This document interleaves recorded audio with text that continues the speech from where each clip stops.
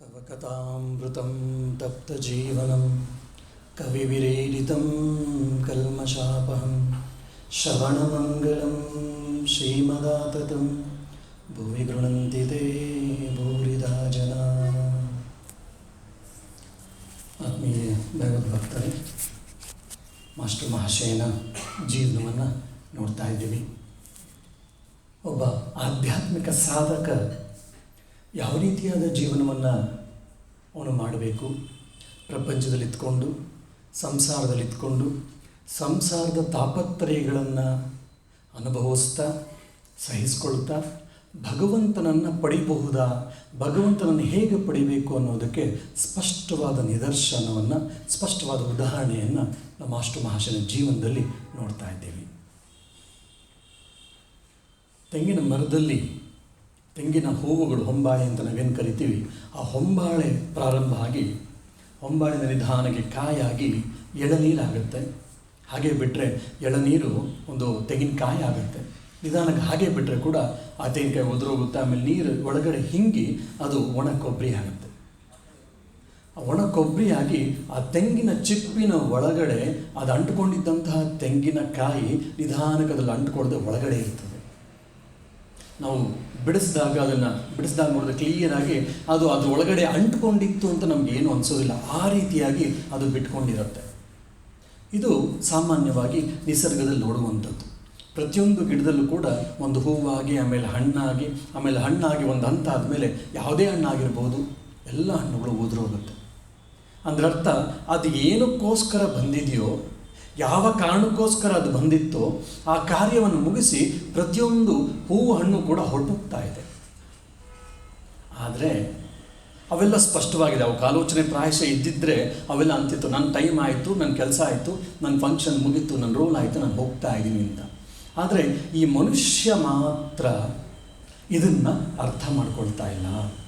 ಹುಟ್ಟಿದಾಗಿಂದ ಸಾಯುವವರೆಗೂ ನಮ್ಮ ಜೊತೆ ಬರೋದು ಒಂದೇ.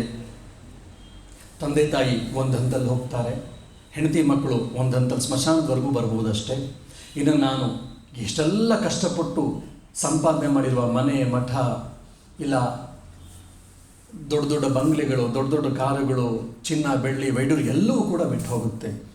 ಕೊನೆಗೇನೆಲ್ಲ ನಾವು ದೊಡ್ಡ ದೊಡ್ಡ ನೆಕ್ಲೇಸ್ಗಳೆಲ್ಲ ಹಾಕ್ಕೊಂಡಿದ್ರೆ ಸತ್ತಿದ ತಕ್ಷಣ ಎಲ್ಲ ತೆಗೆದುಬಿಟ್ಟು ಕೊನೆಗೆ ಬೊರೆ ಕೊರಳಲ್ಲೇ ಕಳಿಸ್ತಾರೆ. ಬೆಳ್ಳಿಯ ಒಂದು ಉಂಗುರವನ್ನು ಬಿಡ್ತಾರೋ ಇಲ್ವೋ, ಆ ರೀತಿಯಾದಂತಹ ವಸ್ತುಸ್ಥಿತಿ ನಮಗೆ. ಆದರೆ 4 ಅಕ್ಕಿ ಕಾಳು ಹಾಕ್ತಾರೆ, ಮೈ ಮೇಲೆ ಒಂದು ಬಟ್ಟೆಯನ್ನು ಹಾಕ್ತಾರಷ್ಟೆ. ಹಿಂದಿನ ಕಾಲದಲ್ಲಿ ಇವನ್ನು ಆ ಬಟ್ಟೆಯನ್ನು ಕೂಡ ವಿಶೇಷವಾಗಿ ಬ್ರಾಹ್ಮಣರಲ್ಲಿ ಮತ್ತು ವೈಶ್ಯರಲ್ಲಿ ಸುಡಬೇಕಾದ್ರೆ ಚಿತೆ ಮೇಲೆ ಇಟ್ಟ ಮೇಲೆ ಆ ಬಟ್ಟೆಯನ್ನು ತೆಗೆದು ಬಿಡ್ತಾ ಇದ್ರಂತೆ. ಯಾಕೆಂದರೆ ಮನುಷ್ಯ ಹುಟ್ಟಿದಾಗ ಹೇಗೆ ಬೆತ್ತಲೆಯಿಂದ ಬಂದು ಹೋಗುವಾಗ ಹಾಗೆ ಬೆತ್ತಲೆಯಾಗಿ ಬರಬೇಕು ಅಂತ. ಈಗ ಎಸ್ಪೆಷಲಿ ವಿಶೇಷವಾಗಿ ಹೆಂಗಸರೆಲ್ಲ ಇದ್ದಾಗ ತೆಗೆಯೋದು ಸರಿಯಲ್ಲ ಅನ್ನುವಂತಹ ಒಂದು ಧೋರಣೆಯಿಂದ ಇತ್ತೀಚೆಗೆ ಅದನ್ನು ಮಾರ್ಪಾಡು ಮಾಡಿದ್ದಾರೆ ಅಂತ ನಾನು ಯಾರೊಬ್ಬರು ಹಿರಿಯರಿಂದ ಕೇಳಿದೆ. ಈ ರೀತಿ ಪ್ರತಿಯೊಂದು ಗಿಡ, ಮರ, ಬಳ್ಳಿಗಳು ಕೂಡ ಅದು ಯಾವುದಕ್ಕೋಸ್ಕರ ಬಂದು ಅದು ಮುಗಿಸ್ಕೊಂಡು ಹೊರಟೋಗ್ತಾ ಇದ್ದಾವೆ. ನಾನು ಕೂಡ ಈ ಜೀವಾತ್ಮನಾಗಿ ಬಂದು ಯಾವುದೋ ಒಂದು ಕಾರಣಕ್ಕೋಸ್ಕರ ಹೊರಟೋಗೋನೆ. ನಾನು, ನೀವು ಎಲ್ಲರೂ ಕೂಡ ಹೊರಟೋಗೋರೆ. ಆದರೆ ದುರದೃಷ್ಟ ಏನಪ್ಪ ಅಂದರೆ ಈ ಅಂಶವನ್ನು ನಾವ್ಯಾರು ಅರ್ಥ ಮಾಡ್ಕೊಳ್ತಾ ಇಲ್ಲ. ಅಲ್ಲಿದೆ ನಮ್ಮನೆ, ಇಲ್ಲಿ ಬಂದೆ ಸುಮ್ಮನೆ, ಇದೆಲ್ಲ ನಾವು ಹಾಡ್ತೀವಿ, ಪ್ರತಿನಿತ್ಯ ಹಾಡ್ತೀವಿ. ಆದರೆ ಇದು ನಮಗೆ ಸ್ಪಷ್ಟತೆ ಆಗ್ತಾ ಇಲ್ಲ.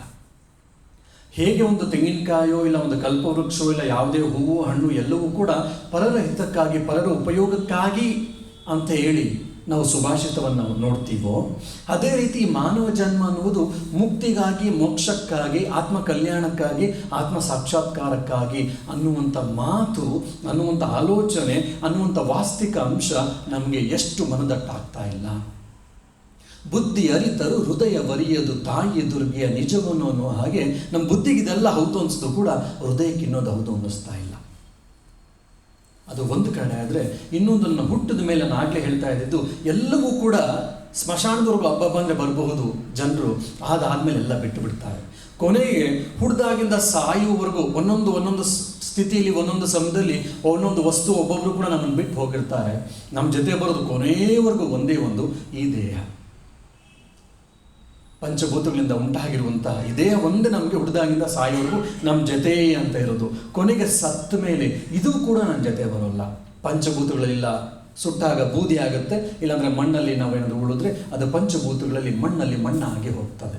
ಈ ದೇಹವನ್ನು ಇಡೀ ಜೀವನ ಪೂರ್ತಿ ನಾವು ಇಷ್ಟೆಲ್ಲ ಪೋಷಣವನ್ನು ಮಾಡ್ತೀವಿ, ಕೊನೆಗೆ ದೇಹವು ಕೂಡ ನಮ್ಮನ್ನು ಬಿಟ್ಟು ಹೋಗುತ್ತೆ. ದುರಾದೃಷ್ಟ ಏನಪ್ಪ ಅಂದರೆ ಈ ವಾಸ್ತವಿಕ ಅಂಶಗಳನ್ನು ನಾವು ಯಾರೂ ಅರ್ಥ ಮಾಡ್ಕೊಳ್ತಾ ಇಲ್ಲ. ಯಾವಾಗ ನಾವು ಇದನ್ನು ಅರ್ಥ ಮಾಡ್ಕೊಳ್ತೀವೋ ಆವಾಗ ಸ್ವಾಭಾವಿಕವಾಗಿ ಆಟೋಮೆಟಿಕಲ್ಲಿ ನಮಗೆ ವೈರಾಗ್ಯ ಬರೋದ್ರಲ್ಲಿ ಯಾವ ಆಶ್ಚರ್ಯವೂ ಇಲ್ಲ. ಯಾಕೆ ವಾನಪ್ರಸ್ಥ ಆಶ್ರಮ ಇತ್ಯಾದಿ ವರ್ಣಾಶ್ರಮಗಳನ್ನು ಬ್ರಹ್ಮಚರ್ಯ, ಗಾರ್ಹಸ್ಥ್ಯ, ವಾನಪ್ರಸ್ಥ, ಸನ್ಯಾಸ ಇಟ್ಟಿದ್ದಿದೆ ಯಾಕೆ? ಆ ಬ್ರಹ್ಮಚಾರಿ ಆಶ್ರಮ ಬ್ರಹ್ಮಚಾರಿನೂ ಕೂಡ ಪುರುಷರು ಸ್ತ್ರೀಯರಿಬ್ಬರು ಸೇರಿಕೊಂಡು ಅಲ್ಲಿ ಮನಸ್ಸನ್ನು ನಿಯಮಬದ್ಧವಾದ ಜೀವನವನ್ನು ಮಾಡ್ತಾ, ಸರಳವಾದ ಜೀವನವನ್ನು ಮಾಡ್ತಾ ಜ್ಞಾನಾರ್ಜನೆಯನ್ನು ಮಾಡಬೇಕು, ಗುರು ಹಿರಿಯರ ಮಾತನ್ನು ಕೇಳಬೇಕು, ಒಬಿಡಿಯಂಟ್ ಲೈಫನ್ನು ಮಾಡಬೇಕು, ಸ್ಟೂಡೆಂಟ್ ಲೈಫ್ ಲೀಡ್ ಮಾಡ್ತಾ ಜ್ಞಾನಾರ್ಜನೆಯನ್ನು ಮಾಡಿ ನನ್ನ ಮನಸ್ಸು, ನನ್ನ ದೇಹ, ಬುದ್ಧಿಯ ವಿಕಾಸತೆಗಳನ್ನು ಪಡ್ಕೊಂಡು ಅದಕ್ಕೆ ಬೇಕಾಗುವಂಥ ಕೃಷಿಯನ್ನು ಮಾಡ್ಕೋಬೇಕಾಗಿತ್ತು ಗುರುಕುಲಗಳಲ್ಲಿ. ಅದಾದಮೇಲೆ ಮನೆಗೆ ಬಂದ ಮೇಲೆ ನಾನು ಇಷ್ಟು 20 ವರ್ಷ, 21, 22 ವರ್ಷ ಸಮಾಜದಿಂದ ನಾನು ತೆಗೆದುಕೊಂಡೆ, ನನ್ನ ತಂದೆ ತಾಯಿಯಿಂದ ತೆಗೆದುಕೊಂಡೆ, ಗುರುಗಳಿಂದ ತೆಗೆದುಕೊಂಡೆ. ಈಗ ನಾನೇನಾದರೂ ಕೊಡಬೇಕು ಅಂತ. ಏನು ಕೊಡಬೇಕು? ನಾನು ಗೃಹಸ್ಥನಾಗಿ ಮನೆಯ ಜವಾಬ್ದಾರಿಯನ್ನು ತೆಗೆದುಕೊಂಡು ತಂದೆ ತಾಯಿನ ಮನೆಯ ಜವಾಬ್ದಾರಿಯಿಂದ ಮುಕ್ತರನ್ನಾಗಿ ಮಾಡಿ ಮನೆಯ ಜವಾಬ್ದಾರಿಯನ್ನು ತೆಗೆದುಕೊಂಡು ಆ ಮನೆಯ ಕುಲದ ಏನು ಆಚಾರ ವಿಚಾರಗಳಿತ್ತು ಅದನ್ನು ನಾನು ಮತ್ತೆ ತಿಳ್ಕೊಂಡು ಅದನ್ನು ನಾನು ಜೀವನದಲ್ಲಿ ಅನುಷ್ಠಾನ ಮಾಡಿಕೊಂಡು ಅಳವಡಿಸ್ಕೊಂಡು ಮುಂದಕ್ಕೆ ಹೋಗಬೇಕು. ಆ ಲೀನಿಯೇಜ್ ಅಂತ ಏನಿದೆಯಲ್ಲ, ಆ ಲೀನಿಯೇಜ್ ಆ ಕೊಂಡಿಯನ್ನು ನಾನು ಮುಂದುವರಿಸ್ಕೊಂಡು ಹೋಗಬೇಕಾಗಿತ್ತು. ಕೊನೆಗೆ ಯಾವಾಗ ಶಾಸ್ತ್ರದಲ್ಲಿ ಹೇಳುತ್ತೆ ನಮಗೆ ಬಿಳಿ ಕೂದಲು, ಈಗಿನ ಕಾಲದ ಬಿಳಿ ಕೂದಲು ಕಷ್ಟ, ಯಾಕಂದ್ರೆ ಚಿಕ್ಕ ಮಕ್ಕಳಿಗೆ, ಚಿಕ್ಕ ಯುವಕರಿಗೆ ಬಂದ್ಬಿಡುತ್ತೆ ಬಿಳಿ ಕೂದಲು. ಅದು ಹಿಂದಿನ ಕಾಲದಲ್ಲಿ ಆ ಥರ ಇರಲಿಲ್ಲ. ಸೊ ಶಾಸ್ತ್ರದಲ್ಲಿ ಹೇಳುತ್ತೆ ನನಗೆ ಯಾವಾಗ ಬಿಳಿ ಕೂದಲು ಬರ್ತಾ ಇದೆ ಅಂದರೆ ಅರ್ಥ ನಾನು ಈ ಸಂಸಾರವನ್ನು ಬಿಟ್ಟು ಹೋಗಬೇಕು ಅಂತ. ಅಂದರೆ ಮಕ್ಕಳು ಯಾವಾಗ ಯೋಗ್ಯ ವಯಸ್ಸಿಗೆ ಬರ್ತಾರೆ ಅವ್ರಿಗೆ ಮನೆಯ ಜವಾಬ್ದಾರಿಯನ್ನು, ಮನೆಯ ಸಂಪ್ರದಾಯಗಳನ್ನು ಹೇಳಿಕೊಟ್ಟು ಮನೆಯ ಜವಾಬ್ದಾರಿಯನ್ನು ಕೊಟ್ಟು ನಾನು ವಾನಪ್ರಸ್ಥಿ ಆಗಬೇಕು. ವಾನಪ್ರಸ್ಥಿ ಆಗೋದು ಹಿಂದಿನ ಕಾಲದಲ್ಲಿ ಕಾಡಿಗೆ ಹೋಗ್ತಾ ಇದ್ರು. ಇನ್ನು ಇವತ್ತಿನ ಮಾಡರ್ನ್ ಲ್ಯಾಂಗ್ವೇಜಲ್ಲಿ ಹೇಳಬೇಕಂದ್ರೆ ರಿಟೈರ್ಡ್ ಆಗುವಂಥದ್ದು. ಸೊ ರಿಟೈರ್ಡ್ ಆಗಿ ಹಾಗಾದರೆ ನಾವು ಸುಮ್ಮನೆ ಕೂತ್ಕೊಂಡು ಊಟ ಮಾಡೋದೇ? ಒಂದು ರೀತಿಯಲ್ಲಿ ಎಲ್ಲ ಸಂಸಾರದ ಜಂಜಾಟಗಳಿಂದ, ಪ್ರಪಂಚದ ವಹಿವಾಟುಗಳಿಂದ ನಾವು ದೂರ ಬರಬೇಕು. ಹೆಚ್ಚೆಚ್ಚು ಇಲ್ಲಿವರೆಗೂ ನಾವು ಗೃಹಸ್ಥಾಶ್ರಮದಲ್ಲಿದ್ದಾಗ ಮನೆಯನ್ನು, ಸಂಸಾರದ ಮತ್ತು ಪ್ರಪಂಚದ ಜವಾಬ್ದಾರಿ ನಾವು ಹೊತ್ತಿದ್ವಿ. ಹಾಗಾಗಿ ಅದೆಲ್ಲವನ್ನು ಕಡಿಮೆ ಮಾಡಿಕೊಂಡು ಹೆಚ್ಚಿನ ಸಮಯವನ್ನು ಆತ್ಮ ಅನುಸಂಧಾನಕ್ಕೆ ನಾನು ಹೆಚ್ಚೆಚ್ಚು ಮಾಡ್ತಾ ಇರಬೇಕು. ಸಾಧ್ಯವಾದ ಮಟ್ಟಿಗೆ ನಮ್ಮ ಅನುಭವದ ಮೂಲಕ, ನಮ್ಮ ಜ್ಞಾನದ ಮೂಲಕ 10 ಜನಕ್ಕೆ ಮಾರ್ಗದರ್ಶನ ಮಾಡಬೇಕು. ಅದು ಯಾರು ನಮ್ಮ ಮಾರ್ಗದರ್ಶನ ಯಾರಿಗೂ ಬೇಕಾಗಿಲ್ಲ ಅಂದರೆ ಬೇಡ ಬಿಡಪ್ಪ ಅಂತೇಳಿ ಬಿಟ್ಬಿಟ್ಟು ನಮ್ಮ ಪಡೆ ನಾವು ಇಡೀ ಜಗತ್ತು ಚೆನ್ನಾಗಿರಲಿ, ಸಮಾಜದಲ್ಲಿ ಪ್ರತಿಯೊಬ್ಬರು ಚೆನ್ನಾಗಿರಲಿ ಅಂತ ಪ್ರಾರ್ಥನೆಗಳನ್ನು ಮಾಡ್ತಾ, ಆಧ್ಯಾತ್ಮಿಕ ಸಾಧನೆಗಳನ್ನು ಮಾಡ್ತಾ ಒಂದು ಒಳ್ಳೆಯ ವಾತಾವರಣ, ಒಳ್ಳೆಯ ಚಿಂತನೆಗಳನ್ನು ಈ ಜಗತ್ತು ಕೊಡಬೇಕು ಅಂತ ವಾನಪ್ರಸ್ಥಿ ಹೇಳ್ತಾರೆ. ಇನ್ನು ಸನ್ಯಾಸಿಗೆ ಬಂದಾಗ ಅವನ ಆತ್ಮಚಿಂತನೆ, ಭಗವತ್ ಚಿಂತನೆ ಒಂದೇ ಕರ್ತವ್ಯ ಅಂತ. ಸ್ವಾಮಿ ವಿವೇಕಾನಂದರು ಇವತ್ತು ಅದಕ್ಕೆ ಮಾಡರ್ನ್ ಅಪ್ರೋಚನ್ನು ಕೊಟ್ಟು ಬರೀ ಅಷ್ಟನ್ನೇ ಮಾಡದೆ ಜಗತ್ತನ್ನು ಕೂಡ ನೀವು ಸ್ವಲ್ಪ ನೋಡಿ, ಜಗತ್ತು ಕೂಡ ಸೇವೆಯನ್ನು ಸಲ್ಲಿಸಿದ್ದ ಅದಕ್ಕೆ ಇನ್ನೊಂದು ಆಯಾಮವನ್ನು, ಪ್ರಾಯೋಗಿಕ ವೇದಾಂತವನ್ನು, ಅರ್ಥವನ್ನು ಕೊಟ್ಟಿದ್ದಾರೆ. ಇದೆಲ್ಲವನ್ನು ನೋಡಿದಾಗ ನಮ್ಮ ಇಡೀ ಜೀವನ, ನಮ್ಮ ಭಾರತೀಯ ಹಿಂದೂ ಸಂಪ್ರದಾಯದಲ್ಲಿ ಇಡೀ ಜೀವನ, ನಮ್ಮ ಪ್ರತಿಯೊಂದು ಕರ್ತವ್ಯ, ನಮ್ಮ ಪ್ರತಿಯೊಂದು ಅನುಭವ ಎಲ್ಲವೂ ಕೂಡ ಆತ್ಮಾನುಸಂಧಾನಕ್ಕೆ, ಭಗವಂತನನ್ನು ಪಡೀಲಿಕ್ಕೆ, ಸತ್ಯವನ್ನು ಅರ್ಥ ಮಾಡ್ಕೊಳ್ಳಿಕ್ಕೋಸ್ಕರ ಇಟ್ಟಿದ್ದು. ಇಡೀ ಜಗತ್ತು, ಇಡೀ ಪ್ರಕೃತಿ, ಇಡೀ ವಿಶ್ವ, ಇಡೀ ಸಂಸಾರವು ಎಲ್ಲವೂ ಕೂಡ ತನ್ನನ್ನು ತಾನು ಅರ್ಥ ಮಾಡ್ಕೊಳ್ಳಿಕ್ಕೆ, ಈ ಸಂಸಾರದಿಂದ ಆಚೆ ಬರಲಿಕ್ಕೆ, ಇಲ್ಲ ದುಃಖದಿಂದ ಆಚೆ ಬರಲಿಕ್ಕೆ, ಪರಮ ಶಾಂತಿಯನ್ನು, ಪರಮ ಆನಂದವನ್ನು ಪಡೀಲಿಕ್ಕೋಸ್ಕರ ಇದ್ದಿದ್ದು ಎಲ್ಲರೂ. ದುರದೃಷ್ಟ ಏನಪ್ಪ ಅಂದರೆ ಇವತ್ತು ನಾವು ಇದನ್ನೆಲ್ಲ ಮರೆತು ಬಿಟ್ಟಿದ್ದೇವೆ. ಮರೆತುಬಿಟ್ಟು ಇಡೀ ಜೀವನವನ್ನು ಹಣವನ್ನು ಮಾಡಲಿಕ್ಕೆ, ಹೆಸರು ಕೀರ್ತಿಗಳನ್ನು ಸಂಪಾದನೆ ಮಾಡಲಿಕ್ಕೆ, ಯಾರ್ಯಾರಿಗೆ ಏನೇನು ಬೇಕೋ ಅದರಗಳಲ್ಲೇ ಮುಳುಗಿ ನಾವು ಪಶುಗಳಂತೆ ಜೀವನವನ್ನು ಮಾಡ್ತಾ ಇದ್ದೀವಿ. ಧರ್ಮಹೀನ ಪಶುಭಿ ಸಮಾನ ಅಂತ ಸುಭಾಷಿತದಲ್ಲಿ ವಿದ್ಯಾಹೀನ, ಧರ್ಮ ಏನು ಬೇರೆ ಅದೆಲ್ಲ ಹೇಳ್ತಾರೆ. ಒಂದು ಧರ್ಮಹೀನ ಪಶುಭಿ ಸಮಾನ. ಇಲ್ಲಿ ಧರ್ಮ ಅಂತಂದರೆ ಹಿಂದೂ ಧರ್ಮ, ಇಸ್ಲಾಂ ಧರ್ಮ, ಕ್ರೈಸ್ತ ಧರ್ಮ ಅಂತಲ್ಲ. ಅಂದರೆ ಒಂದು ರೀತಿಯಲ್ಲಿ ಕರ್ತವ್ಯ. ಏನು ಕರ್ತವ್ಯ? ಮಾನವನಾಗಿ ಭಗವತ್ ಸಾಕ್ಷಾತ್ಕಾರಕ್ಕಾಗಿ ತನ್ನನ್ನು ತಾನು ಅರಿಯೋದಕ್ಕೆ ಪ್ರತಿಯೊಂದು ನಿಟ್ಟಿನಲ್ಲಿ, ಪ್ರತಿಯೊಂದು ರೀತಿಯಲ್ಲೂ ನಾನು ಪ್ರಯತ್ನವನ್ನು ಮಾಡಬೇಕು. ಬರೀ ಸನ್ಯಾಸಿಗಳು, ಯತಿಗಳು, ಆಧ್ಯಾತ್ಮಿಕ ವ್ಯಕ್ತಿಗಳು ಅಂತಲ್ಲ. ನಾನು ಒಬ್ಬ ಇಂಜಿನಿಯರ್ ಆಗಿರ್ಬೋದು, ಡಾಕ್ಟರ್ ಆಗಿರ್ಬೋದು, ಇಲ್ಲ ಒಬ್ಬ ಬಿಸ್ನೆಸ್ ಪರ್ಸನ್ ಆಗಿರ್ಬೋದು, ಏನೇ ಆಗಿರ್ಬೋದು, ನನ್ನ ಪ್ರತಿಯೊಂದು ಜೀವನದ ವಹಿವಾಟು ಪ್ರತಿಯೊಂದು ಕೂಡ ನಾನು ಆತ್ಮದ ಅನುಸಂಧಾನಕ್ಕೋಸ್ಕರ ಇದ್ದಿದ್ದು ನಮ್ಮ ಪೂರ್ವಜರ ಚಿಂತನೆ, ಆಲೋಚನೆ. ಹಾಗಾಗಿ ಅವರು ಆ ರೀತಿಯಾದ ಜೀವನ ಶೈಲಿಯನ್ನು ಇಟ್ಟಿದ್ದರು. ಋಷಿ ಸದೃಶವಾದಂಥ ಜೀವನವನ್ನು ಅವರೆಲ್ಲ ಮಾಡಿದ್ರು. ಅಂತಹ ಋಷಿ ಸದೃಶವಾದ ಜೀವನವನ್ನು ಈ ಮಾಸ್ಟರ್ ಮಹಾಶಯನು ಮಾಡಿದ್ದಾನೆ. ಮಿಲಿ ಒದ್ದಾಡ್ದ. ಆಮೇಲಿಂದ ಶ್ರೀರಾಮಕೃಷ್ಣ ಕೃಪೆಗೆ ಆದ. ಶ್ರೀರಾಮಕೃಷ್ಣ ಕೃಪೆಗೆ ಆದಿಂದ ಅವನ ಆಲೋಚನೆಗಳು, ಚಿಂತನೆಗಳು, ಅವನ ಪರ್ಸೆಪ್ಷನ್ ಅಂತ ನಾವೇನು ಹೇಳ್ತೀವಿ ಅದು ಬದಲಾಯಿತು. ಜಗತ್ತನ್ನು, ಜೀವನವನ್ನು, ಸಂಸಾರವನ್ನು, ಹೆಂಡತಿ ಮಕ್ಕಳನ್ನ ನೋಡುವಂಥ ದೃಷ್ಟಿಕೋನ ಈ ಮಾಸ್ಟರ್ ಮಹಾಶಯನಿಗೆ ಬದಲಾಯಿತು. ಆತ್ಮಹತ್ಯೆ ಮಾಡ್ಕೊಳ್ಬೇಕು ಆದಂಥ ವ್ಯಕ್ತಿ ಆತ್ಮದ ಅನುಸಂಧಾನವನ್ನು ಮಾಡಿ ಆತ್ಮ ಸಾಕ್ಷಾತ್ಕಾರವನ್ನು ಮಾಡಿಕೊಂಡು ಆತ್ಮಾನುಭವಿ ಆಗ್ಬಿಟ್ಟ. ಆತ್ಮಾನುಭವಿ ಆಗುವುದರ ಜೊತೆಗೆ ಏನು ಮಾಡ್ದ, ವಯಸ್ಸಾಗ್ತಾ ಆಗ್ತಾ ಆಗ್ತಾ ಆಗ್ತಾ ಮನೆಯ ಜವಾಬ್ದಾರಿಯನ್ನು ಮನೆ ಮಕ್ಕಳಿಗೆ ಕೊಟ್ಟು ಈಗ ಶ್ರೀರಾಮಕೃಷ್ಣರಿಂದ ಏನನ್ನು ಪಡ್ಕೊಂಡಿದ್ನೋ ಅದನ್ನು ಇಡೀ ಜನತೆಗೆ, ಇಡೀ ಜಗತ್ತಿಗೆ ಕೊಡುವಂಥ ಪ್ರಯತ್ನವನ್ನು ಮಾಡ್ತಿದ್ದಾನೆ. ಇಡೀ ಸಂಸಾರದಿಂದ, ಜಗತ್ತಿನಿಂದ ಅವನ ನಿಧಾನಕ್ಕೆ ವಿಡ್ರಾ ಮಾಡ್ಕೊಳ್ತಾ ಇದ್ದಾನೆ. ಇದು ನಾವೆಲ್ಲರೂ ಮಾಡಬೇಕಾದಂಥದ್ದು. ನಿಜವಾದ ರೀತಿಯಲ್ಲಿ, ನಿಜವಾದ ಅರ್ಥದಲ್ಲಿ ನಾವು ಗೃಹಸ್ಥ ಜೀವನವನ್ನು ನಡೆಸಿದ್ವಿ ಅಂತಂದರೆ ಒಂದು ಹಂತ ಆದಮೇಲೆ ಸಾಕಪ್ಪ ಈ ಸಂಸಾರ, ಸಾಕಪ್ಪ ಈ ಪ್ರಪಂಚ, ಸಾಕಪ್ಪ ಈ ಎಲ್ಲ ವಹಿವಾಟುಗಳು, ನಾನು ರಂಗನ ಧ್ಯಾನವನ್ನು ಮಾಡ್ತೇನೆ, ಶ್ರೀರಾಮಕೃಷ್ಣ ಧ್ಯಾನವನ್ನು ಮಾಡ್ತೀನೋ ಅಂತ ಭಾವನೆ ಸ್ಥಿರವಾಗಿ ನಮಗೆ ಬಂದಿದೆ ಅಂದರೆ ಮಾತ್ರ ನಾವು ಸರಿಯಾದ ಜೀವನವನ್ನು ಮಾಡಿದ್ದೀವಿ ಅಂತ ಅರ್ಥ. ಲಾಭ ನಷ್ಟಗಳಾಗಿರ್ಬೋದು, ವ್ಯಾಪಾರಗಳಲ್ಲಿ ಅದು ಇದು ಸಾಧನೆ ಮಾಡಿರ್ಬೋದು, ಅದು ಇದನ್ನು ಪಡೆದಿರ್ಬೋದು, ಅದೆಲ್ಲ ಬೇರೆ. ಆದರೆ ನಮ್ಮ ಮನಸ್ಸಿನ ಪರಿಸ್ಥಿತಿ ಹೇಗಿರಬೇಕಪ್ಪ ಅಂದರೆ ಒಂದು ಹಂತ ಆದಮೇಲೆ ಸಾಕು ಇದು ಅನ್ನುವಂಥ ಭಾವನೆ, ಅನ್ನುವಂಥ ಸ್ಪಷ್ಟವಾದ ಆಳವಾದ ಭಾವನೆಗಳು ಬಂದಾಗ ನಾವು ಗೃಹಸ್ಥ ಜೀವನವನ್ನು ಸರಿಯಾಗಿ ನಡೆಸಿದ್ದೀವಿ ಅಂತ. ಇದನ್ನು ನಾವು ಮಾಸ್ಟರ್ ಮಹಾಶಯನ ಜೀವನದಲ್ಲಿ ನೋಡ್ಬೋದು. ಇದೆಲ್ಲ ಅರ್ಥ ಮಾಡಿಸ್ಲಿಕ್ಕೋಸ್ಕರ ಇಷ್ಟು ನನ್ನ ಪೀಠಿಕೆಯನ್ನು ನಿಮಗೆ ಕೊಟ್ಟಿದ್ದು. ಅಂದರೆ ಒಂದು ಹಂತ ಆದಮೇಲೆ ಇದೆಲ್ಲ ಬೇಡ ಅನ್ನುವಂತಹ ವೈರಾಗ್ಯ ಮನೋಭಾವ ಬರಬೇಕು. ವೈರಾಗ್ಯಕ್ಕೆ 2-3 ಅರ್ಥಗಳಿವೆ. ಒಂದು ಸಾಮಾನ್ಯವಾಗಿ ನಮಗೆಲ್ಲ ವೈರಾಗ್ಯ ಅಂದ್ರೇನು, ಜಗತ್ತು ಬೇಡ, ಪ್ರಪಂಚ ಬೇಡ, ಪ್ರಾಪಂಚಿಕ ವಸ್ತುಗಳು ಬೇಡ ಇತ್ಯಾದಿಗಳು ಸಾಮಾನ್ಯವಾಗಿ ನಮಗೆಲ್ಲ ಗೊತ್ತಿದೆ ಅರ್ಥ. ಇನ್ನೊಂದೇನಪ್ಪ ಅಂದರೆ ವೈರಾಗ್ಯ ಅಂದರೆ ವಿಶಾಲವಾಗುವಿಕೆ. ಇನ್ನೊಂದು ಅರ್ಥ ವೈರಾಗ್ಯ ಅಂದರೆ ವಿಶಾಲವಾಗುವಿಕೆ ಅಂದರೆ ಅರ್ಥ ಏನಂದರೆ ಅಂದರೆ ಹೆಚ್ಚೆಚ್ಚು ಆಸ್ತಿ ಸಂಪಾದನೆ ಮಾಡಬೇಕಾ, 4 ಮನೆ ಇದ್ರೆ 10 ಮನೆ ಮಾಡಬೇಕಾ, 1000 ರೂಪಾಯಿ ಇರೋದು ಲಕ್ಷಾಂತರ ರೂಪಾಯಿನ ದುಡಿಬೇಕಾ? ವಿಶಾಲವಾಗುವುದು ಅಂತಂದ್ರೆ ಏನು? ಇಡೀ ಜಗತ್ತು ನನ್ನ ಕುಟುಂಬ ಅಂತ ಹೇಳಿ, ನನ್ನ ಕುಟುಂಬ, ನನ್ನ ಹೆಂಡತಿ ಮಕ್ಕಳು ಅಂತ ಏನು ನನ್ನ ಕುಟುಂಬ ಅಂತ ಇತ್ನಲ್ಲ, ಅದನ್ನು ಬಿಟ್ಟು ಇಡೀ ಜಗತ್ತು ನನ್ನ ಕುಟುಂಬ, ವಸುದೈವ ಕುಟುಂಬ ಅನ್ನುವಂಥ ಭಾವನೆ ಏನಂತ ಹೇಳಿದ್ರೆ ಅದು ಕೂಡ ವೈರಾಗ್ಯವೇ. ವೈರಾಗ್ಯದ ಇನ್ನೊಂದು ಅರ್ಥ, ಇನ್ನೊಂದು ಆಯಾಮ. ಎರಡನೇದು, ಇನ್ನೊಂದಕ್ಕೆ ವೈರಾಗ್ಯ ಅಂದರೆ ಏನು? ಎಲ್ಲೆಲ್ಲೂ ಭಗವಂತನನ್ನು ಕಾಣುವುದೇ ವೈರಾಗ್ಯ. ಇನ್ನೊಂದು ರೀತಿಯಲ್ಲಿ ಈಶಾವಾಸ್ಯಮಿದಂ ಸರ್ವಂ ಯತ್ಕಿಂಚ ಜಗತ್ಯಾಂ ಜಗತ್. ಈಶಾವಾಸ್ಯ ಉಪನಿಷತ್ತಿನ ಮೊದಲನೆಯ ಮಂತ್ರವೇ. ಮಹಾತ್ಮ ಗಾಂಧೀಜಿಯವರಿಗೆ ಅತ್ಯಂತ ಪ್ರಿಯವಾದ ಉಪನಿಷತ್ತಿಗಾಗಿತ್ತು. ಸೊ ವೈರಾಗ್ಯ ಅಂದರೆ ಒಂದು ಜಗತ್ತನ್ನು ತ್ಯಾಗ ಮಾಡುವಂಥ ಒಂದಾದರೆ, ಇನ್ನೊಂದು ಇಡೀ ಜಗತ್ತು ನನ್ನದು ಅಂತ ತಪ್ಪುಕೊಳ್ಳುವಂಥದ್ದು. ಇದನ್ನು ನಾವು ಶ್ರೀರಾಮಕೃಷ್ಣರಲ್ಲಿ ನೋಡಿದ್ವಿ, ಇದನ್ನು ನಾವು ಸ್ವಾಮಿ ವಿವೇಕಾನಂದರಲ್ಲಿ ನೋಡಿದ್ವಿ. ಎಲ್ಲ ಶ್ರೇಷ್ಠ ವ್ಯಕ್ತಿಗಳಲ್ಲಿ ಇಡೀ ಜಗತ್ತನ್ನು ಅವರು ತಬ್ಬಿಕೊಂಡ್ರು. ಜಗತ್ತಿನ ಎಲ್ಲ ಆಗು ಹೋಗುಗಳನ್ನು, ಜಗತ್ತಿನ ಪ್ರತಿಯೊಂದು ಕಷ್ಟವನ್ನು ಅವ್ರದ್ದು ಅಂತ ಭಾವಿಸಿದ್ರು. ಆಧ್ಯಾತ್ಮಿಕದ ಮೇರು ಸ್ಥಿತಿಯಾದಂಥ ನಿರ್ವಿಕಲ್ಪ ಸಮಾಧಿಯ ಅನುಭವಗಳಾದ ಮೇಲೆ ಇನ್ನೊಂದು, ಪ್ರತಿಯೊಂದು ವಿಷಯದಲ್ಲೂ, ಪ್ರತಿಯೊಂದು ವಸ್ತುವಲ್ಲೂ ಭಗವಂತನನ್ನು ನೋಡೋದು. ಈ ಮಾಸ್ಟರ್ ಮಹಾಶಯನ ಜೀವನವನ್ನು ನೋಡಿದಾಗ ಅವನು ಕೂಡ ಬರ್ತಾ ಶ್ರೀರಾಮಕೃಷ್ಣರ ಸಂಸರ್ಗಕ್ಕೆ ಬಂದು ಜಗತ್ತಲ್ಲಿ ಇದ್ದೂ ಕೂಡ ಜಗತ್ತಲ್ಲಿ ಇಲ್ಲದೇ ಇರುವಂತಹ ಪದ್ಮಪತ್ರ ವಿವಾಂಬಾಸ ಅಂತ ನಾವೇನು ಹೇಳ್ತೀವಿ, ಅನಾಸಕ್ತಿ ಯೋಗ ಅಂತ ಏನು ಶ್ರೀಕೃಷ್ಣ ಪರಮಾತ್ಮ ಗೀತೆಯಲ್ಲಿ ಹೇಳ್ತಾನಲ್ಲ, ಆ ಅನಾಸಕ್ತಿ ಯೋಗವನ್ನು ಈ ಮಾಸ್ಟರ್ ಮಹಾಶಯರು ಅಭ್ಯಾಸ ಮಾಡಿಬಿಟ್ಟಿದ್ದಾರೆ.